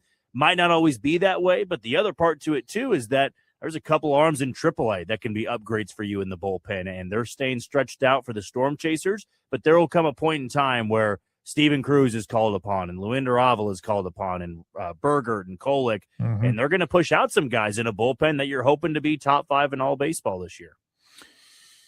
Offensively for the Royals, have any thoughts? 4 games in?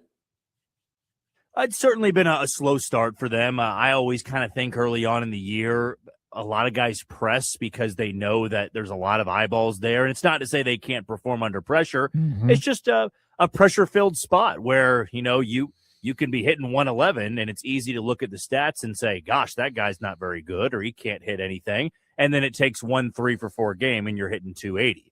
Some of these guys, you can tell with the approaches, they're a bit tight.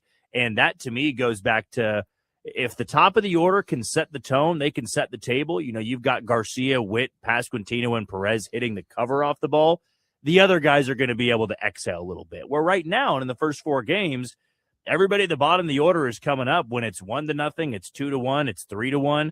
I would love to, whether it be tomorrow night's game, if they play, depending on the weather, or Thursday's game, to really have that 5-run outburst in the first 2 innings, where then guys can go up to the plate. Not that you're throwing away at bats. It's just easier to settle in when you already got 5 runs on the board and you're up 5-0 instead of this at bat matters so much in the 4th inning because you got to scratch and claw back into it or you got to build a 1-run lead. And fortunately for the Royals yesterday and fortunately for them on Sunday, the pitching staff was just so good.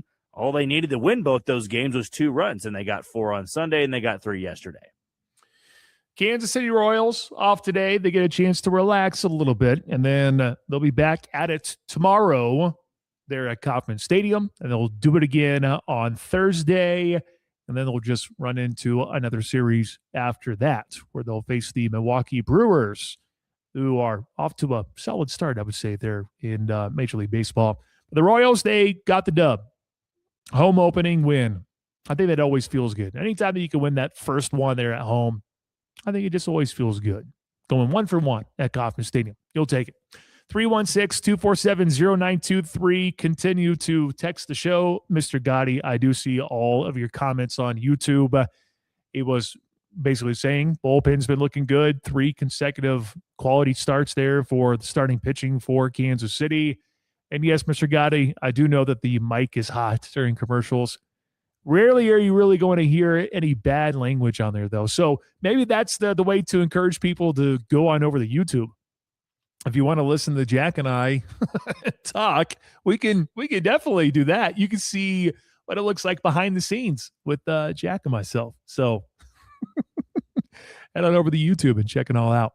All right, coming up, we have a Take Two Tuesday. I want to give another reminder, though. WBIT Championship. It's tomorrow at 6 o'clock right here in Wichita at Charles Koch Arena, okay? We will have a fan zone.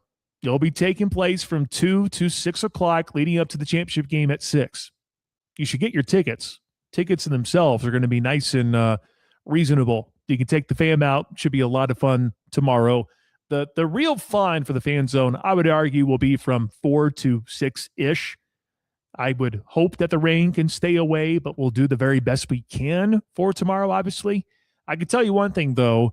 If you show up at 2 o'clock tomorrow, you can start signing up for your chance to compete to win $25,000 toward a car purchase to Davis Moore. If that interests you right now, and you already know you can make it tomorrow at 2:45 at Charles Koch Arena in the parking lot, I need you to text 25K to 316-247-0923. Text 25K if you want to compete to try and win $25K toward a car purchase at Davis Moore. $25,000, y'all. If you can make some shots, layup, free throw, 3, half-court shot, heck, just try. Just have fun. 3 individuals are going to play at 3 o'clock. And then we'll have 1 individual partake in the WBIT championship. If you want to give it a go tomorrow, you just have to be at Charles Cook Arena at 2:45 tomorrow. If you can do that, if you can be there tomorrow at 2:45, if you can escape from work just for a little bit, you can come on out at 2:45. We'll make the announcement of who's going to compete, and those 3 individuals will compete on the floor of the WBIT championship. $25,000 toward a car purchase. Don't you want to win something like that? If you're willing and able, text 25K. 25K. Text that to 316-247-0923. Right now, though, I'm going to throw you a curveball. Kansas Lottery tickets. Got to give out $30 worth. You got to call in, though, at 316-669-4996. Be caller number 5 at 316-669-4996 so you can win $30 in Kansas Lottery tickets, specifically X Games tickets. Did you know you can play Kansas Lottery on your smart device? You sure can. Just be a part of the Play On loyalty program. And by the way, if you don't win anything with these tickets, you can use them for second chance drawings. Call in now, 316-669-4996. Up next, we'll find out the burnt end of the hour trivia question answer and a Take Two Tuesday. That's next on The Bulls. You're listening to the Shane Dennis Show on ESPN Wichita. Hey, folks, Jason Horowitz with an NCAA Final Four spotlight. It's Cadeau accelerating down the right side of the lane. Back out to Lendeborg. Wide open 3. At the top of the key, it's good for Yaxel Lendeborg. And it's 41-20 Michigan. Michigan dominated the Midwest region just like they did most of the regular season. Now they're 2 wins away from a national title, but another marquee 1 seed, Arizona, stands in the way. Stay tuned for Westwood One's exclusive coverage of the Final Four right here. O'Reilly. Protect your vehicle's engine with Syntec and O'Reilly Auto Parts. Syntec Full Synthetic Motor Oil is formulated for today's engines. Right now, get 5 quarts of Syntec Full Synthetic and a MicroGuard Select Oil Filter for just $32.99. Limit supply. See store for details. Choose Syntec exclusively at O'Reilly Auto Parts. O'Reilly Auto Parts.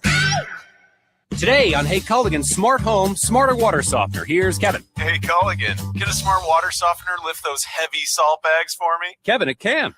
Wait, it can? Yep, the smart high-efficiency water softener from Culligan can alert your dealer when the salt needs to be replaced, and they'll do it for you, so your water stays soft and you stay away from lifting the bags. I mean, I could lift them if I wanted. No judgment here, Kevin. We're happy to do it, and we're already on the way. Let us help you out with a free in-home water test with the local Culligan water expert at Culligan.com. What do people with blindness or low vision need to live to the fullest? Just ask them. It's skill development, scientific breakthroughs, knowledge-based jobs, and the same opportunities as everyone else. When you give to Envision, whether it be your time, donations, or your engagement, you make it all possible. That's because at Envision, they don't focus on the disability. They value the ability. They choose not to envision a world without sight, but to envision a world where people who are blind or visually impaired are empowered to reach their full potential. Learn more at envisionus.com. If you're balancing work, raising kids, and helping your parents, Kansas PACE is here to support you. They coordinate doctor visits, prescriptions, therapies, home assistance, transportation, and a day center filled with engaging activities. Your parents get compassionate, expert care, and you get relief from the constant worry and stress. Kansas PACE helps older adults stay safe and independent while you take care of your own life, guilt-free. Discover how Kansas PACE can help your family today at kansaspace.org. The WBIT Championship is this Wednesday, and we're celebrating in a massive way. Come join the ESPN Wichita Fan Zone at Charles Koch Arena from 2 to 6. It's an interactive area with games, drinks, a food truck, and so many giveaways. Make sure to be there at 2 to sign up for a chance to compete and win $25K toward a card purchase at Davis Moore. 4 individuals will be selected to participate in a 24-second challenge, 3 at 3 o'clock and 1 during the championship game. Join the ESPN Wichita Fan Zone this Wednesday from 2 to 6.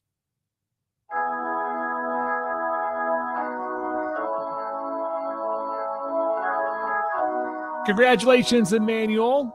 He has won $30 in Kansas Lottery tickets. Coming up tomorrow, we will be hanging out at Charles Koch Arena. Well, Jack won't be. Jack will be in Kansas City, but we will be at our ESPN Wichita fan zone area.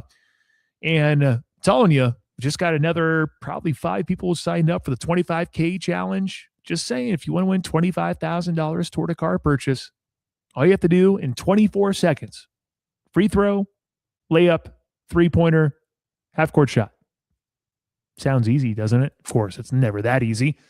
But I'm just saying, if you're interested in that, you can be there tomorrow at 2:45. Hang out with us. We'll pick the 3 winners. They'll be able to compete at 3 o'clock. If that interests you, text 25K to 316-247-0923. Should be a ton of fun tomorrow. Come out and join and have some fun with us because we will have some fun. And if you don't get picked for that 3 o'clock showing, it's okay. There'll be one lucky winner who competes during a media timeout at the WBIT Championship. Wouldn't that be crazy? So if you want to, I just heard someone just said, sorry, they can't make it because of the timeline. And I get that. So here's what I'm going to tell you. We're going to accept signups all the way up until 5:30 at the fan zone area. So if you can't make it at 2 o'clock or 2:45 to compete at 3, after 3 o'clock, you can still sign up because one person is going to be able to compete. So just FYI. Okay, let's get to our burnt end of the hour trivia question and answer. Jack Johnson, go.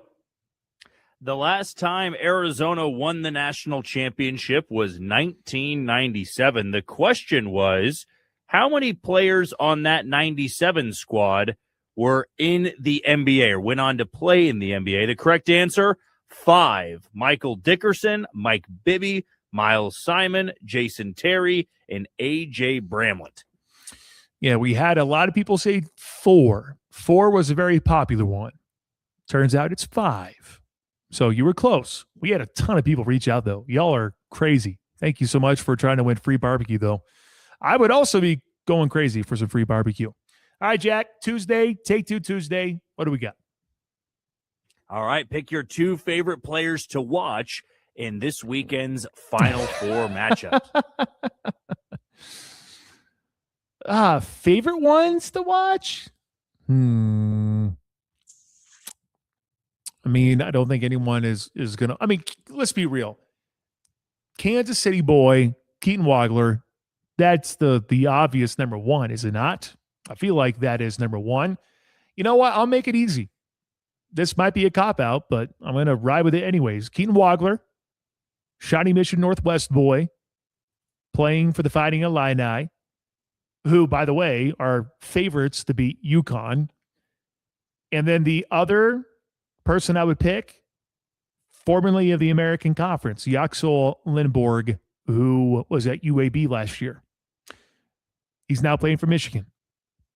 Those would be my two people. I know that sounds, well, come on, Pat. It's pretty easy.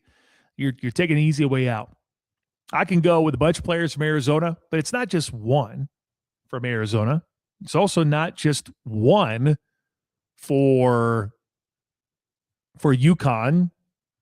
Illinois, I know it's more than just one, but I feel like with Michigan and Illinois, I think you have some 2 unique connections there, one to the American Conference and one to Kansas City. So I'll go with those 2 individuals. Once again, tomorrow, we're going to be at Charles Koch Arena, ESPN Wichita Fan Zone, ahead of the WBIT Championship game. Tip-off at 6, but we will have that area open from 2 until 6. If you want to compete, 24-second challenge, $25K toward a car purchase courtesy of Davis Moore. If that interests you, then tomorrow you need to swing by and sign up. We'll make our picks at 2:45. 3 individuals will compete at 3, and then we'll see if someone can win $25K toward a car purchase to Davis Moore. And then we'll have one more person do it during the WBIT Championship. So if you're worried about work, you can still sign up after 3 o'clock. For producer Jack Johnson, I'm Pat Strathman saying so long, Wichita. We'll see you tomorrow at Charles Koch Arena. All clear. Job well done. Wichita's sports lead.